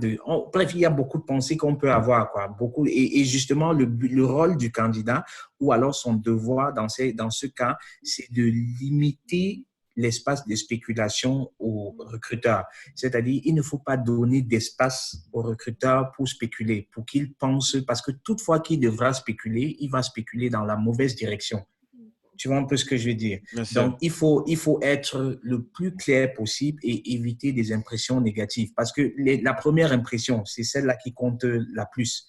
Hein? Donc, si déjà dès le départ, on a une mauvaise impression de vous, c'est clair que ce sera difficile de convaincre le recruteur par la suite hein, parce que dès le départ, il y a déjà des barrières qui sont dressées, on a déjà des mauvaises impressions et ces impressions-là, elles vont s'étendre au niveau de la performance hein, du candidat. Mhm. Excellent. Donc, on finit l'optimisation du CV et là, on tombe sur Oui. la lettre de motivation. Oui, on fait donc je fais la lettre de motivation justement. Elle avait rédigé une lettre de motivation, mais c'était C'est toujours standard. Copier, prends et l'envoie. ouais c'était standard et c'était aussi très égocentrique. Donc c'était très concentré sur sa personne. Avec du je partout. Exactement, exactement. Une lettre de motivation qui commence avec je. Moi, on l'a, bref, moi, je mets de côté, hein, parce que il n'est pas que question de vous, hein. La lettre de motivation, c'est quoi? C'est le but de la lettre de motivation, c'est vrai, c'est vos compétences, c'est votre personnalité, mais vous devez commencer une lettre de motivation par flatter l'ego de l'entreprise, hein. Il faut d'abord présenter l'entreprise, il faut d'abord mettre l'entreprise en avant. Hein. Qu'est-ce qui donne du sens à cette entreprise avant de parler de vos motivations de travailler pour cette entreprise? Vous devez d'abord montrer que vous avez compris le sens de l'entreprise, vous connaissez l'entreprise et puis vous avez les éléments qu'ils demandent pour justement les permettre d'atteindre leur mission. Excellent. Ouais, donc je fais ce travail-là, et puis je le fais sur. En fait, je lui demande de m'envoyer des liens hein, pour lesquels elle veut postuler. Elle m'envoie des liens et j'adapte justement le CV et la lettre de motivation à ces différentes entreprises-là. Parce que comme je disais tantôt, il faut donner aux recruteurs ce qu'ils demandent. Et parce que chaque recruteur demande quelque chose de différent, il faut à chaque demande une lettre de motivation. Personnalisé par rapport à l'entreprise. Personnalisée. Et je me permets, Personnalisée. parce que j'ai été aussi Personnalisée. un témoin direct, j'ai vu le dossier de la fille que tu m'as montré. Et aussi, je ne l'ai pas mentionné plus tôt, ma petite sœur qui est au Cameroun, on a justement préparé un dossier pour elle que tu as fait pour une banque Advance Cameroun. Et moi, j'ai été scotché et des CV, j'en ai vu, mais là, c'était vraiment waouh. Et tout le monde qui a vu son CV, ils étaient tous waouh. Au-delà de Ouais. ce que tu as cité précédemment, il y avait aussi la partie de la hiérarchie visuelle, c'est-à-dire l'entreprise, par exemple, a une coloration verte. Tu vas aller prendre cette coloration, ce design de l'entreprise, tu vas faire pareil sur la lettre de motivation et le CV. Ouais. Ça frappe de ouf. Niveau marketing, déjà, comme tu parlais d'ego tout à l'heure, ça flatte l'ego au max. Donc, il y a cette partie de lettre de motivation, CV, et la personne va aller réussir à décrocher une interview quelque part. Ça, c'est aussi on connaît des gens qui réussissent à se faire présélectionner, mais au niveau de l'interview, ça foire. Oui, bien sûr, bien sûr. Donc, le CV, c'est l'outil marketing hein, qui permet qu'on entre dans l'entreprise. Et une fois qu'on est dans l'entreprise, il faut s'assurer de rester. Et pour rester, il faut réussir à l'étape de l'interview. Mais avant d'arriver à l'interview, je voudrais encore insister sur, parce que tu parlais des couleurs, et il faut que les candidats comprennent que le CV, en fait, c'est quoi? C'est l'occasion pour montrer aux recruteurs qu'on est différent des autres. Pourquoi? Parce que à compétence égale, ce qui va jouer la différence, c'est l'attention aux détails. Euh, L'attention aux détails, un exemple, c'est les couleurs. Hein. Les couleurs d'une entreprise, ça fait partie de l'identité de l'entreprise. C'est-à-dire que c'est très important pour l'entreprise. Et je n'encourage pas les candidats à être fantaisiste. Hein. Ce n'est pas parce que vous aimez le bleu que votre recruteur doit aimer le bleu. Donc, pour être sur le côté safe, comment on dit ça en français, pour limiter les risques Limiter pour vous, ouais, pour sécurité. limiter, exactement, pour être du côté sécurité, prenez les couleurs de l'entreprise. Pourquoi? Parce que c'est leur identité. Ils vont directement s'identifier à cela. Une petite anecdote, hein, il y a un candidat il a utilisé les couleurs de la concurrence dans son CV et on ne l'a pas retenu, Il a osé. à cause. Ouais, il a osé, hein, il ne savait pas. Il ne savait pas. C'est une couleur qu'il aimait, mais malheureusement pour lui, cette couleur-là, c'était la couleur de l'entreprise, c'était la couleur de la concurrence. Et donc, on lui a demandé pourquoi est-ce qu'il a choisi cette couleur. Il a dit parce qu'il aime la couleur. Automatiquement, ça paraît bidon, hein, mais les Ouais. recruteurs, ils se disent, bon, comment est-ce qu'on va interpréter ça? Est-ce que ça veut dire qu'il aime la concurrence? On, Certainement pas. Hein, certainement pas. on peut le dire même que c'est bidon, mais c'est pas au recruteur de se soucier du détail. C'est à toi de tout faire, comme tu l'as cité Exact. précédemment, pour effacer, gommer le maximum de trucs. Exactement. Ouais. Exactement, exactement. Donc, il faut réduire l'espace de spéculation du recruteur. Hein. Et donc, le mec qui n'a pas été retenu parce que à une interview où tout doit être concentré sur toi, on ne veut pas se concentrer sur la concurrence, on veut pas se et puis c'était vraiment la guerre entre eux et la Ouais. concurrence. Hein. Donc, du Il coup, y a même l'état émotionnel qui rentre en jeu, la personne exactement, aussi exactement. rentre. Donc, du coup, on a associé le mec au concurrent et c'est comme ça que on ne le recrute pas. Et donc, les couleurs, c'est super important. Parlant de Advance Cameroun, j'ai encore les couleurs dans la tête, hein, le vert, le jaune. Et si tu fais une demande avec ces couleurs-là, le recruteur, eux, il te voit, même même inconsciemment, hein, il te considère déjà comme membre de l'équipe, même inconsciemment. Il n'est même pas conscient de cela, mais c'est autant de choses qui, sur le plan psychologique, vont jouer en la faveur des candidats. Ouais, Oui. je partage complètement. Ouais, donc, une fois qu'on est entré dans l'entreprise, c'est-à-dire qu'on a un bon CV qui a retenu l'attention du recruteur, on a une belle lettre de motivation qui exprime bien ses motivations. Donc, on est motivé à travailler pour l'entreprise. Et qui montre On aussi que tu a connais le produit parce que tu es parti chercher, tu sais ce que tu sais ce que l'entreprise exactement. promeut. Exactement, exactement. On a fait ses recherches sur les produits de l'entreprise. On connaît bien la mission et la vision de l'entreprise et on a réussi à démontrer dans la lettre de motivation qu'on va justement aider à atteindre cette mission-là ou à renforcer les valeurs de l'entreprise. Voilà, on est invité pour une interview. Hein. Ça peut être sous forme d'interview téléphonique ou alors d'interview en présentiel. Et il y a une petite différence hein, pour que les gens comprennent. L'interview téléphonique, c'est beaucoup plus pour se rassurer que c'est pour se rassurer déjà avant de vous inviter en présentiel pour limiter le risque que vous ça soyez. peut être un second filtre en fait. C'est un filtre déjà pour s'assurer que vous apportez effectivement les compétences que vous avez énumérées dans votre lettre de motivation pour se rassurer de vos demandes salariales parce qu'on ne veut pas vous inviter et après se rendre compte qu'au niveau du salaire, on ne peut pas s'entendre. Et quand je parle des compétences, ça peut être au niveau des langues. Hein. Donc, rassurez-vous d'être véridique quand vous parlez de vos compétences. Pourquoi? Parce que je me souviens d'une interview que j'ai conduite. C'était pour l'entreprise Bosch. C'était pour un poste de manager régional Afrique de l'Ouest. Et donc, c'est je ne sais même plus d'où il était, mais il parlait plusieurs langues.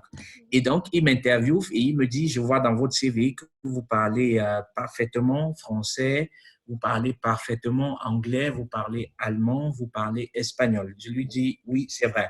Il me dit, ah, OK, on commence l'interview en allemand et puis il switch en anglais et puis du tic au tac, il switch en français et il switch en espagnol. Non, il n'a pas osé l'espagnol parce que Ah forcément oui, bien l'espagnol. sûr, bien sûr, bien sûr, bien sûr, bien sûr qu'il l'a fait. Ben, vu que c'était mentionné dans mon CV. Et bon, vu que je parle espagnol, donc on a pu faire l'interview en ces langues-là. Donc, que les auditeurs comprennent que un téléphone interview ou même interview en présentiel,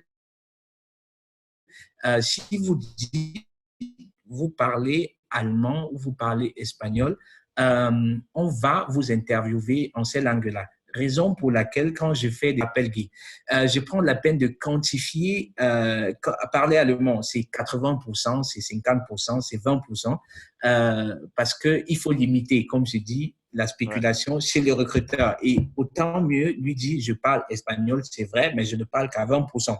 Hein, où je ne parle qu'à 30% ou à 99%. Donc, le téléphone interview, justement, c'est se rassurer que vous êtes le candidat avant qu'on ne vous invite parce qu'on veut limiter le risque de vous avoir. C'est le temps, c'est votre transport, votre temps, le temps des recruteurs qu'on ne veut pas perdre. Et donc, on va vous poser déjà beaucoup de questions au téléphone interview. Et si vous bravez cette étape, on vous invite à l'interview en présentiel. Vous vous rapprochez plus en plus du but. Hein. Donc là, il faut faire le moins d'erreurs possible. Parce que après avoir parcouru toutes ces étapes-là, on sait hein, que la procédure de recrutement, elle peut être très longue. C'est plusieurs étapes et donc on veut se rassurer de de ne pas foirer à la fin. Et mais malheureusement, hein, ça par contre ça pique, hein. Ça par contre ça pique, ça fait mal là, quand tu ouais, bien foires. sûr. Ça fait mal, mais malheureusement, Guy, plusieurs personnes foirent à la dernière étape parce qu'ils ne comprennent pas le but de l'interview en présentiel. Ils ne comprennent pas que c'est une situation de commerce hein, dans laquelle ils sont les vendeurs et ils doivent convaincre le recruteur qui est l'acheteur de leurs compétences, de leurs prestations, de leurs services. Et donc, beaucoup de personnes vont à l'interview sans savoir ce qui les attend. C'est vrai, ils se forment sur Internet aux questions standards comme parlez-moi de vous, Parlez-moi de vos forces et de vos faiblesses. Et je veux dire aussi ici, plusieurs recruteurs le font de façon standard hein, parce qu'ils n'ont pas été formés à cela. Et ici, j'ai envie de dire aux auditeurs que bref, pour ceux que je vais accompagner en personnel, hein, on va plus détailler. Mais ici on va peut-être donner Et une quelques petits idée. éléments de réponse pour que les Voilà, gens se fassent plus ou moins une pour idée que, de la chose. exactement, pour que les gens comprennent un peu de quoi il est question. Donc, quand je dis c'est une situation de commerce et une question, par exemple, parlez-moi de vous. Hein, je vois très souvent dans les interviews des gens qui prennent cette question comme parle-moi de ta vie depuis que tu es né.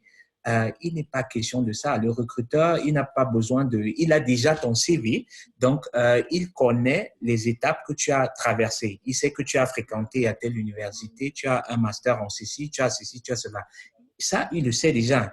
Donc, le but de cette question, parlez-moi de vous, c'est généralement la première question, hein, c'est de savoir comment est-ce que vous mettez les choses en synthèse hein, et comment est-ce que vous êtes capable de vous vendre, hein, de parler de votre personne, de convaincre justement l'autre.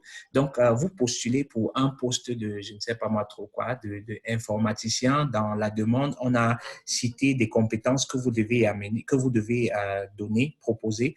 Donc, cette question, le but ici, c'est justement de, autrement posé, hein, c'est dites-moi pourquoi vous êtes le candidat à ce poste. Parlez-moi de vous, comprenez-la comme Mm. dites-moi pourquoi vous êtes le candidat à ce poste. Pourquoi vous êtes le candidat idéal. C'est Donc, juste un présupposé, en fait, et c'est à toi de exactement. comprendre que… Exactement. Il n'est pas question ici de dire que vous êtes né à Mbalmayo, vous avez grandi avec 5 frères, vous avez ceci. Non, ça, c'est pas Ils important. s'en foutent à Pas la important. limite.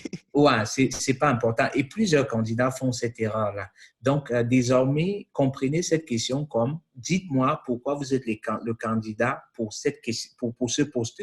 Donc, vous devez faire un sommaire, un résumé de vos compétences, parler de votre expérience, citer 2 résultats, 3 résultats que vous avez obtenus qui confirme justement que vous serez capable de redonner cette expérience-là au recruteur. Parce que si on a besoin de vos services, c'est parce que vous avez une certaine expérience et on veut justement que vous redonniez cette expérience-là. Hein, que ce soit dans des stages académiques ou dans des entreprises précédentes, on a besoin de cette expérience-là.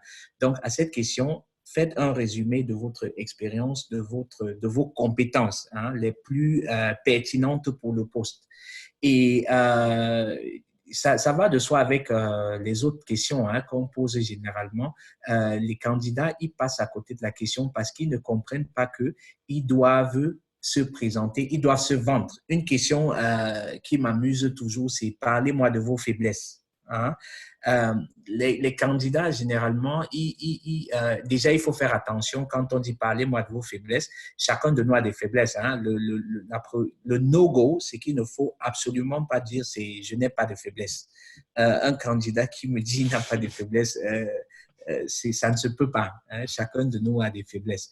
J'ai une candidate, par exemple, la dame que j'ai coachée pour revenir à elle, quand je lui demande, je la formais justement à l'interview, parle-moi de tes faiblesses. Elle me dit, oui, je suis très casanière, j'aime pas sortir, j'aime rester à la maison.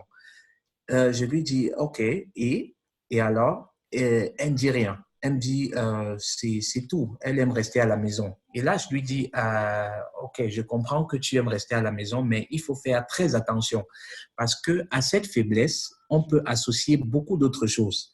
On peut associer à ça le fait que tu n'aimes pas te mélanger aux gens, hein, c'est-à-dire que tu n'aimes pas travailler en équipe, tu n'aimes pas travailler avec des gens.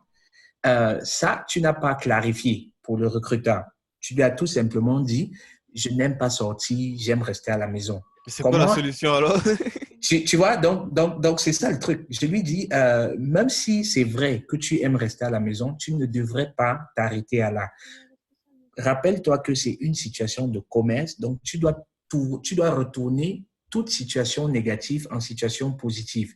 Si on te donne du limon, fais-en de la limonade. Hein? Donc, c'est vrai, ta faiblesse, c'est de rester à la maison, tu es casanière, mais tu as appris, des gens t'ont interpellé sur ce défaut-là et tu t'es rendu compte que justement, tu gagnais plus à sortir, à rencontrer de nouvelles personnes. Et depuis un certain temps, tu sors, tu rencontres des gens, tu voyages beaucoup depuis un certain temps et tu te rends compte des bienfaits de rencontrer des gens parce que ça développe ta créativité, ça développe ton esprit, tu vois, de vie en communauté. Donc, tu passes d'un défaut à une qualité parce que toute entreprise a besoin de quelqu'un qui est communicatif. C'est-à-dire que tu peux communiquer. Quelqu'un qui préfère rester à la maison, qui n'aime pas sortir, tu veux que je comprenne quoi? Que tu n'aimes pas communiquer avec des gens, que tu n'aimes pas te mélanger aux gens. Là, tu m'as donné tout l'espace possible pour que je réfléchisse. Vu qu'on est dans le défaut, c'est clair que je vais imaginer tout ce qu'il y a de pire. Par contre, si tu transformes ce défaut en qualité, on a demandé d'être communicatif dans l'entreprise. Oui, je suis communicatif. Peut-être que par le passé, je n'aimais pas sortir, mais désormais, moi, j'aime sortir, j'aime rencontrer des gens. Et depuis que je le fais, je me rends compte de l'impact positif que ça a sur mes compétences en communication. Et voilà. Donc, ça, c'est une... Donc, en gros, c'est le fait de démontrer une démarche par rapport à un défaut que tu as, que tu veux aller vers le bon sens, qu'il y a telle chose comme ça, mais tu es en train de travailler, soit tu es à mi-chemin, soit tu es dans le processus de la fin pour améliorer ce défaut-là, quoi. Exactement. Souviens-toi un peu de nos vendeurs des marchés de Mokolo. Quand tu veux acheter, disons, une chaussure, hein, et tu vois que la chaussure, elle a une égratignure, le vendeur, il ne va jamais s'arrêter sur ce défaut-là. Il va te dire, mais attends, regarde, c'est la Jordan, c'est ceci, c'est cela. Donc, il ne va jamais clôturer l'achat sur cette égratignure-là. Et c'est la même chose qu'il faut considérer pendant la procédure de recrutement. Jamais s'arrêter sous un angle négatif. Il faut toujours transformer en positif. Pourquoi? Parce qu'aucun recruteur n'a besoin de quelqu'un négatif. Hein. Même si c'est votre pire défaut, réussissez à le transformer en qualité. Mais après, il faut faire attention parce que si à un poste, on demande des communications ou alors en tant que commercial, hein, on a besoin d'être extroverti, on a besoin d'être communicatif. Vous ne pouvez pas, pour un poste de commercial, dire que vous êtes introverti. Ouais. Ça ne marche pas. Hein, parce que suicide, te suicide. Ah oui, là c'est se mettre soi-même la balle dans la tête, quoi. Donc, il faut prendre la peine de choisir, de bien choisir les défauts qu'on va citer. Et pareil pour les compétences. Hein, si on vous demande c'est quoi vos qualités, il faut pas juste citer des qualités. Il faut mettre le recruteur dans un contexte, c'est-à-dire lui proposer un contexte dans lequel vous avez fait preuve de cette qualité-là. Ça, c'est très important. Il faut être dans le détail. Comme je dis, éviter la spéculation du recruteur. Donc, toujours préciser c'était dans quel contexte, quelles sont les actions que j'ai entreprises, moi, pas mon équipe, hein, moi, et quels sont les résultats que j'ai obtenus. Ça, c'est très important. C'était, quand je parle de contexte, c'était avec quelle entreprise, c'était à quelle date, à quelle période, c'était je travaillais avec qui, avec quel partenaire et c'est quoi les résultats que j'ai obtenus. Donc, ça, c'est très important. Toute question qui sera posée à l'interview, pensez que c'est une compétence que vous devez mettre en valeur. Effectivement, Et à cette compétence, il faut toujours un contexte, il faut des actions, il faut des résultats. Toujours être dans le détail. Effectivement, non, je voulais dire justement, pour même pousser cela plus loin, tu as justement rédigé un petit manuel de 14 conseils pour trouver un emploi. On va mettre le lien en description. Donc, Oui. c'est gratuit, complètement gratuit. Vous pouvez télécharger ce document en échange de votre email. Et là, tu partages comme ça 14 conseils et de temps en temps, tu pourras partager aussi d'autres petits tips et petits plans pour que les gens puissent, Oui. comme ça, soit parce qu'il y a aussi la reconversion, tu n'as pas parlé de ça, tu as plus parlé des étudiants, mais il y a aussi des personnes que tu prends en reconversion, ou bien des personnes qui veulent soit changer d'emploi, ou bien qui veulent même négocier en fait au sein de l'entreprise dans laquelle ils sont un Oui, bien salaire. sûr. Il y a plein, Bien plein de sûr. thématiques qui vont revenir au sein de tout ça. Il y a une chaîne YouTube aussi sur laquelle on peut te retrouver qui s'appelle Super Séducteur de Recruteurs, SSR. Oui. Donc, on va tout mettre ça en description et puis forcément, enfin, quand je dis tu, c'est nous parce qu'on est ensemble sur ce projet, même si je ne suis qu'une petite Exact. pièce juste sur la partie organisation du process pour diffuser au maximum la bonne nouvelle que tu prêches. Mais c'est toi le cœur de tout cela et on va Ouais, diffuser. petite pièce, mais la plus importante. Bon, entre guillemets. Euh, on va donc mettre les différents liens correspondants dans la description et je voulais aussi que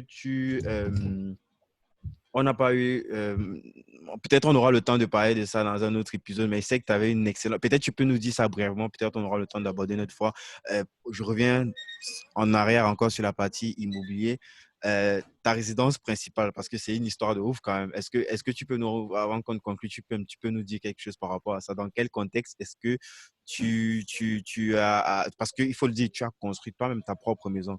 Parce que tu le parlais, Oui. mais est-ce que les gens se posent des questions ici en Europe, est-ce que c'est possible de construire sa propre maison? Tu as acheté le terrain, tu as construit, tu as fait tout, tu étais maçon, peintre, tu as fait tous les métiers qui tournent autour de est-ce que tu peux nous Oui. raconter brièvement un petit peu ça et peut-être on pourra aborder tout ça. Pourquoi pas même dans ta chaîne YouTube, tu pourras peut-être aborder en profondeur le sujet, mais juste que les gens voient un petit peu à quel point est-ce que c'est une folie positive, à quel point tu es fou, mais du bon côté, quoi. Oui, oui. C'est vrai que c'était une étape assez importante hein, de ma vie, bref, de celle de ma petite famille, on va dire Mhm, comme ça. Parce que même la plus petite, nous étions au chantier, hein, mhm. et des fois, je revois les photos et c'est assez impressionnant. Mais bon, ça, c'était avant parce que Mhm. il faut toujours penser croissance. Et si quelque chose que vous avez réalisé hier vous impressionne encore aujourd'hui, c'est que vous n'avez pas beaucoup évolué entre-temps. Hein? Donc, aujourd'hui, c'est devenu normal pour moi, mais avant, comme tu le dis, c'était assez spectaculaire. Pour moi aussi, hein, parce que je ne croyais pas bref, je ne savais même pas que c'était possible. Mais avec les premiers achats qu'on a fait, on a gagné en confiance. Pour tout ce qui est immobilier. Et voilà, le béton, on a le béton qui poussait dans la poitrine, dans les couilles et tout. Et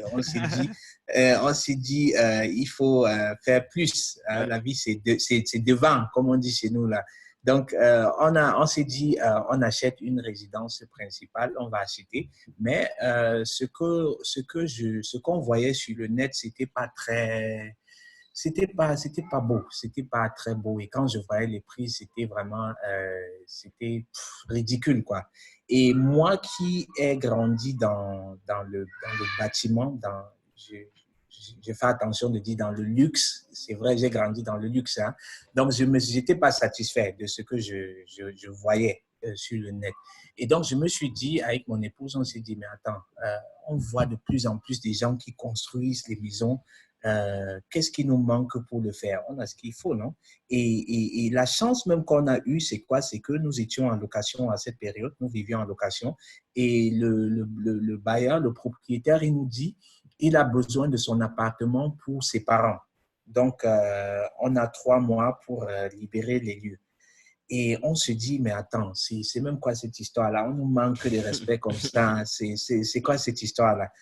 Il est grand temps, parce que moi, j'écoute les signes de la vie. Hein. Donc, Mhm. moi, c'était un signe de la vie qui me disait, il est temps que tu t'achètes une maison. Hein. C'est comme ça que moi, j'ai interprété ce signe-là. Et donc, on a pris une autre maison qu'on a louée, mais on était déjà dans la recherche d'une maison à nous on n'était pas satisfait de ce qui était sur le marché en ligne. Et c'est comme ça qu'on se dit, mais attends, les autres font comment? Je vais à la banque, je dis, j'ai envie d'acheter une maison. Il fallait que je sois dans l'action. Donc ça, c'était la première action. Aller à la banque, on va à la banque, on dit, voilà, on veut acheter une maison, est-ce qu'on peut nous financer? On dit, apportez tel document, on apporte les documents demandés et on demande, OK, on peut nous financer à combien? là, on a eu la surprise, on était choqués. On nous dit, on peut vous financer à, je pense que c'était quelque chose comme 450 000, voire 500, 550. Mais ils avaient réalisé que c'était pas pour aller acheter une maison, non, c'était pour aller. Non, là, on leur a juste dit pour une maison, qu'est-ce qu'il faut. Ah ouais, mais Donc, le détail, ils sont pas entrés dans le détail. non, non. Et donc, c'est à partir de là, quand le banquier nous dit on peut vous financer à ce montant-là, on demande au banquier, bon voilà, si on décide de construire, comment on fait? Est-ce que vous avez des contacts? Vous avez parce que c'était un banquier spécialisé en immobilier. Mhm. Donc, on lui dit, vous avez sûrement des contacts des constructeurs d'immobilier, de maisons et tout. Il nous dit, oui, voici 2 numéros, tenez, appelez ces numéros-là. Donc, j'appelle le premier numéro, la chimie passe, j'appelle le deuxième numéro, mais eux, je n'ai pas pu les avoir. Donc, je me dis, OK, c'est pas un hasard. Si j'appelle le premier, il a l'air super sympa. L'autre, je n'ai pas pu les voir, je ne sais pas pourquoi. Donc, on fait un rendez-vous, on discute sur ce qu'il faut. Il nous fait toutes les propositions, il nous propose des plans. Et à cette époque, nous savions exactement ce qu'on voulait avoir comme maison. Donc, ça, c'était de l'architecte. Bref, je brûle un peu les étapes. Donc, Ouais, y a pas tu de souci. comprends qu'on est on a signé le contrat avec cette entreprise qui devait construire la maison. Donc, il fallait que l'architecte nous fasse le plan. Entre-temps, on cherche déjà le terrain. On a trouvé un terrain aussi. Bref, les premiers terrains sur lesquels nous sommes tombés, finalement, on n'a pas pu les obtenir.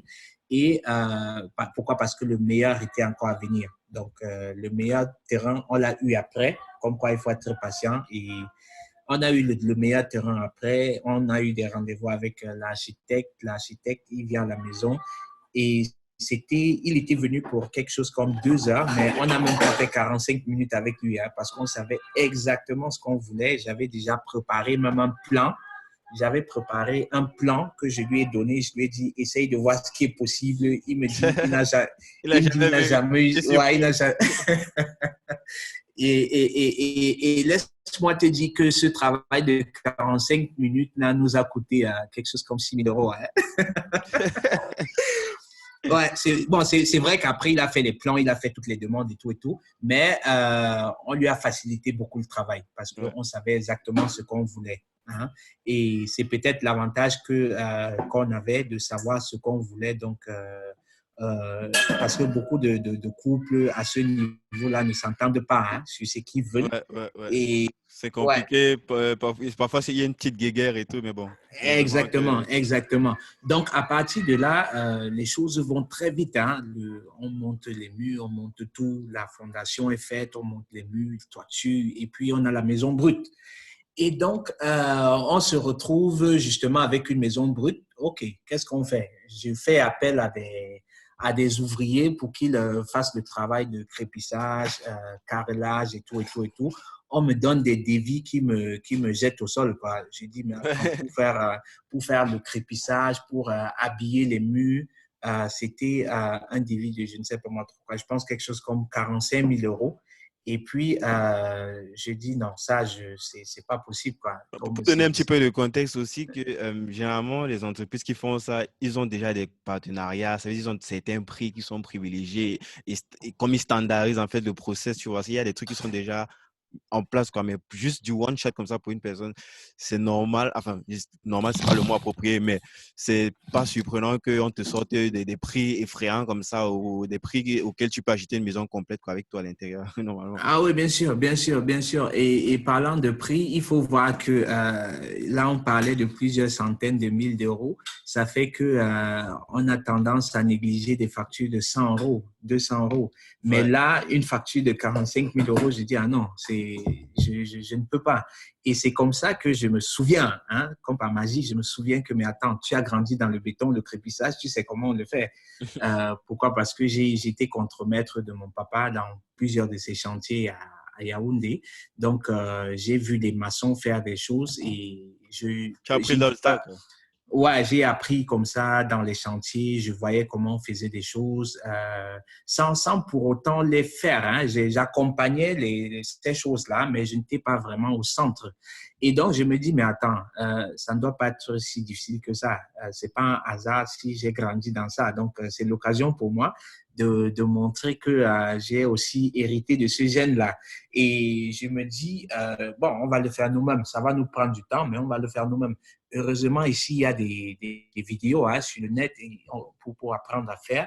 Et je me rapproche des gens qui savent faire. Je me rapproche Tu te fais même coacher parfois. justement, je me fais coacher. Justement, C'est incroyable ça.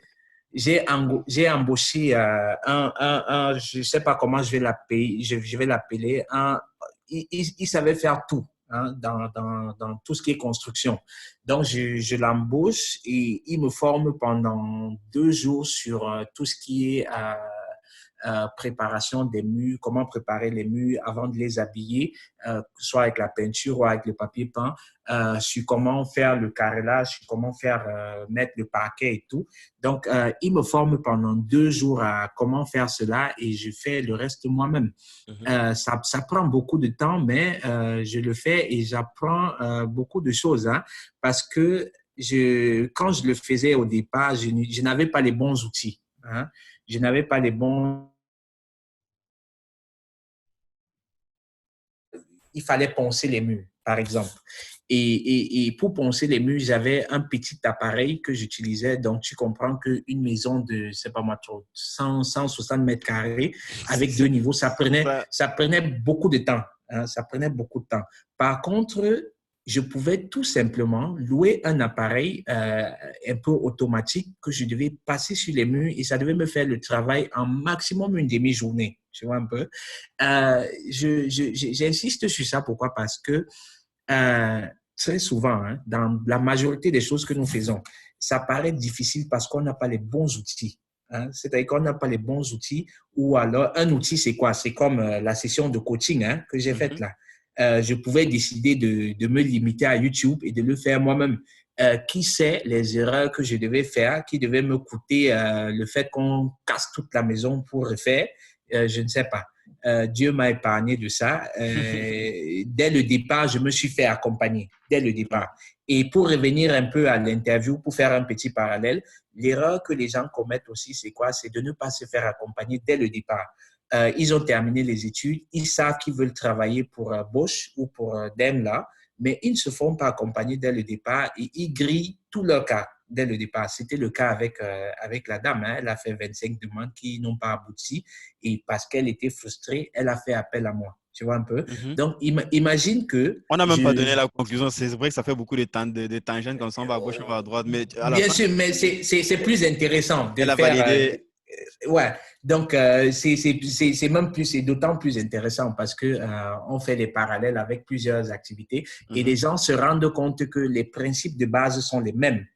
Hein, c'est les mêmes principes. Là, par exemple, le fait de se faire accompagner par un expert qui va… Généralement, les gens se disent que non, c'est un investissement, c'est une dépense. Non, ils se disent c'est une dépense. Une Mais moi, dépense. je vois ça comme un investissement parce que la dame, elle aura investi combien? Elle aura investi 150 euros pour avoir quoi? Pour avoir un job qui est bien payé parce qu'au finish, elle est bien payée. Elle est très bien payée et pour une entreprise qui, le job qu'elle doit faire la passionne. Et est-ce que c'est une dépense? Non, c'est pas une dépense, c'est un investissement qu'elle aura fait. Et Qui est si tu veux calculer, rentabilisé dès le premier mois. bien sûr, si tu veux calculer la rentabilité, c'est énorme. C'est énorme. Et c'était pareil avec la construction ici. Donc, je n'ai pas vu cet argent-là comme une dépense, mais plutôt comme un investissement. Pourquoi? Parce que j'ai dû investir 700, je pense que c'était 600 euros par jour, donc 1200 euros, non, c'était 3 jours, donc 1800 euros hein, pour épargner combien? 45 000 euros. Tu te rends compte? Calculez vite fait. C'est vrai que je ne calcule pas mon temps, mais si mon temps se compense avec ce que j'ai appris. hein, parce qu'aujourd'hui, je suis capable de reproduire cela. Et aujourd'hui, c'est dans cette optique que nous sommes. Hein. On achète un appartement, on le remet à jour nous-mêmes. Ça, on peut le faire. Et donc, pour conclure avec la dame, hein, pour finir, elle a postulé pour des entreprises qui l'ont appelé qui l'ont invité à des interviews. Je l'ai coaché à l'interview et finalement, elle a eu trois. Bref, il y a eu plusieurs interviews, hein, certains qui n'ont pas marché, d'autres qui étaient intéressants, mais elle ne voulait pas parce qu'au final, elle avait l'embarras du choix. Ouais. Donc, elle avait trois demandes plus intéressantes desquelles elle pouvait faire son choix et elle a choisi ce qui était le plus intéressant pour elle. Et c'est ça le but de mon accompagnement. C'est-à-dire que je veux mettre le candidat hein, dans la situation de choix, qu'il soit capable de choisir. Tu inverses complètement les choses, quoi. Exactement. Certains vont se décider pour l'entreprise la mieux payée, mais moi je dis c'est pas forcément la bonne approche parce que si tu chasses l'argent, l'argent court plus vite que toi. Par contre, si tu chasses le job en soi, les promotions vont te suivre, l'argent va te suivre. Et donc, elle s'est décidée pour le job qui va la combler sur le plan professionnel.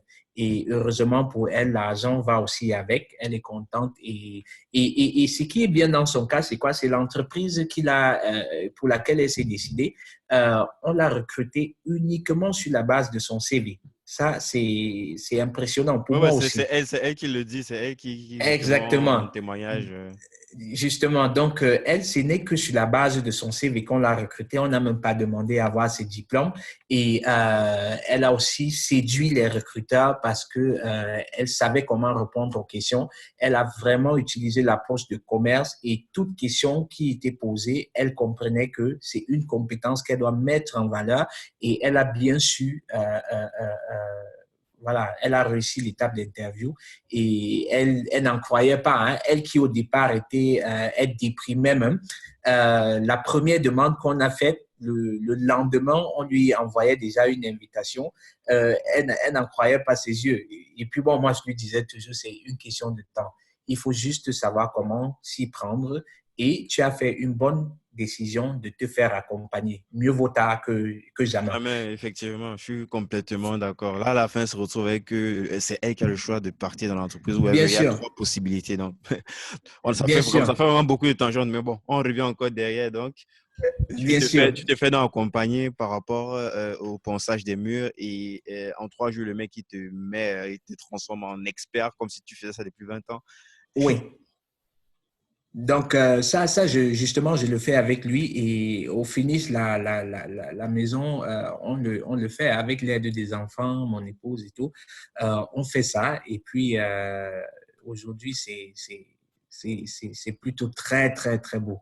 On est très content de ce qu'on a. Mais comme j'ai dit, je ne suis plus impressionné par ça parce Ouais. que toutefois que on se sent confortable, on endort l'esprit. Non, moi, ça m'impressionne. Je suis sûr que ça va impressionner beaucoup d'auditeurs aussi. Je suis sûr qu'il y a des personnes qui ne s'imaginaient pas que c'était possible ici, en Allemagne ou en Europe en général, de construire, surtout en Allemagne, les pays un peu beaucoup plus cotés, de s'acheter un terrain, de construire dessus, un petit peu comme on a l'habitude de faire dans nos pays, au Cameroun, d'autres pays africains. Donc, très, Non, très c'est belle possible, expérience. c'est possible. Et très souvent, on croit que c'est pas possible parce que on ne sait pas comment faire. Donc, c'est toujours l'ignorance qui est à la base. Raison pour laquelle j'insiste beaucoup sur l'éducation, s'éduquer, se rapprocher des gens qui le font, savoir comment le faire. Et c'est pour ça que les différentes formations que j'offre, avec ton soutien désormais, c'est ça le but, hein, d'apporter un peu plus d'éléments aux gens parce que l'ignorance, c'est ça qui crée le stress, c'est ça qui crée les échecs. Non, c'est excellent. Donc, euh, merci Constantin pour ce partage, pour cet échange. J'ai encore mille et une questions à te poser, mais bon, on va pas prolonger, on va pas prolonger l'interview plus loin que ça. Et peut-être on aura l'occasion de se faire un follow-up pour partager Oui, d'autres avec astuces. plaisir. Peut-être parler plus précisément de l'immobilier à ceux que ça intéresse et tout. Mais pour l'instant, comme on vous a dit, il y a ce projet-là, Super Séducteur de recruteur. Si vous vous sentez dans la cible par rapport à ça, que vous voulez soit vous venez d'avoir votre diplôme et vous voulez rejoindre l'entreprise de vos rêves, ou alors vous êtes en phase de réflexion, de reconversion, vous voulez changer de boîte, ou peut-être vous voulez même essayer de mettre en place une stratégie pour renégocier votre salaire au sein de l'entreprise dans laquelle vous exercez actuellement. Donc, n'hésitez pas à nous contacter directement. Vous aurez un lien dans la description ou vous pouvez aller sur le site de Débrouillard Podcast. Il y a un secteur, un bouton spécial qui est dédié à Super Séducteur de recruteurs, ce qu'on fait. Et vous pouvez déjà peut-être commencer par télécharger les 14 conseils pour 14 conseils que Constantin a rédigés Pour trouver un pour nouvel trouver un nouvel emploi. emploi. Donc, sinon, moi, j'aurais encore une dernière chose pour toi, Constantin. Oui. C'est un bouquin que je suis qui va nous aider. Je te l'offre, mais ça, c'est pour nous permettre à nous de faire évoluer le projet Super Secteur de recruteurs. Et le bouquin s'appelle Who. Je ne sais pas si tu as entendu parler. C'est un bouquin Euh, anglais. Comment il Who. s'appelle? Who. Qui en anglais, en français. Non, non, non, non. Il est écrit par qui? Par Geoff Smart et Non, Paul je ne le Strait. connais pas. Je ne le connais pas. Non, avec plaisir, avec plaisir, Non, avec plaisir. c'est un bouquin très, très intéressant. Ils ont un mode de recrutement assez particulier. Donc, c'est un bouquin qui te permet en fait de recruter. Enfin, toi, généralement, c'est les plus conseillés pour les startups. Mais au-delà peut-être du CV, c'est un mode de recrutement sur genre des petites missions comme ça, tu vois, pour te faire Oui, intégrer au fur et à mesure l'entreprise. Donc, il y a des petits tests dès le départ. C'est un bouquin très intéressant, je suis sûr que tu vas l'adorer. J'ai entendu parler de ce bouquin avec la plaisir. première fois par Stan Leloup de Marketing Mania et je suis sûr que tu vas l'adorer et que ça va nous aider. Avec plaisir, avec plaisir, avec plaisir. Je suis fou de lecture, donc avec plaisir. Parfait. Donc, Merci déjà d'avance. Et peut-être une petite parenthèse, hein, parce que j'ai pas parlé de ça. Ce sera sans doute pour les prochaines émissions. mhm. Parlant de l'immobilier, c'est pas que en Allemagne, hein, c'est aussi au Cameroun, parce Le que mon papa il Cameroun. est toujours actif. Et là, en septembre de cette année, on a justement ouvert les portes d'une école qu'on a créée, une école primaire à Douala. Ah ouais, c'est vrai, on n'a pas Et parlé de ça, justement. Il y a ouais, aussi une juste, école et tu es sur tous les fronts. On ne sait pas comment ouais, ça fait. ouais. Tu nous rappelles le nom, ça avait un nom assez inspirant. C'est The Winners Les- Bilingual School, ouais, Primary School. Donc, The Winners, c'est les gagnants. Hein? Mhm, Donc, c'est une école primaire à Douala, Bonabéry, qu'on a créée. On a ouvert les portes en septembre. Et je parle de ça justement parce que cette semaine, en début de cette semaine, on a eu l'agrément du ministère. Hein? mhm. Donc, c'est une super bonne nouvelle là. Et C'est l'école impressionnant. se. Ouais, et c'est une école. Bref, C'est on a de la beaucoup maternelle jusqu'au moyen deux. la maternelle au cours moins 2, c'est ça. Donc, on a des projets on réfléchit sur l'école, sur le lycée, hein, le collège, si vous Mhm, voulez. Et donc, ça va, bref, on va évoluer dans ce sens-là. mhm.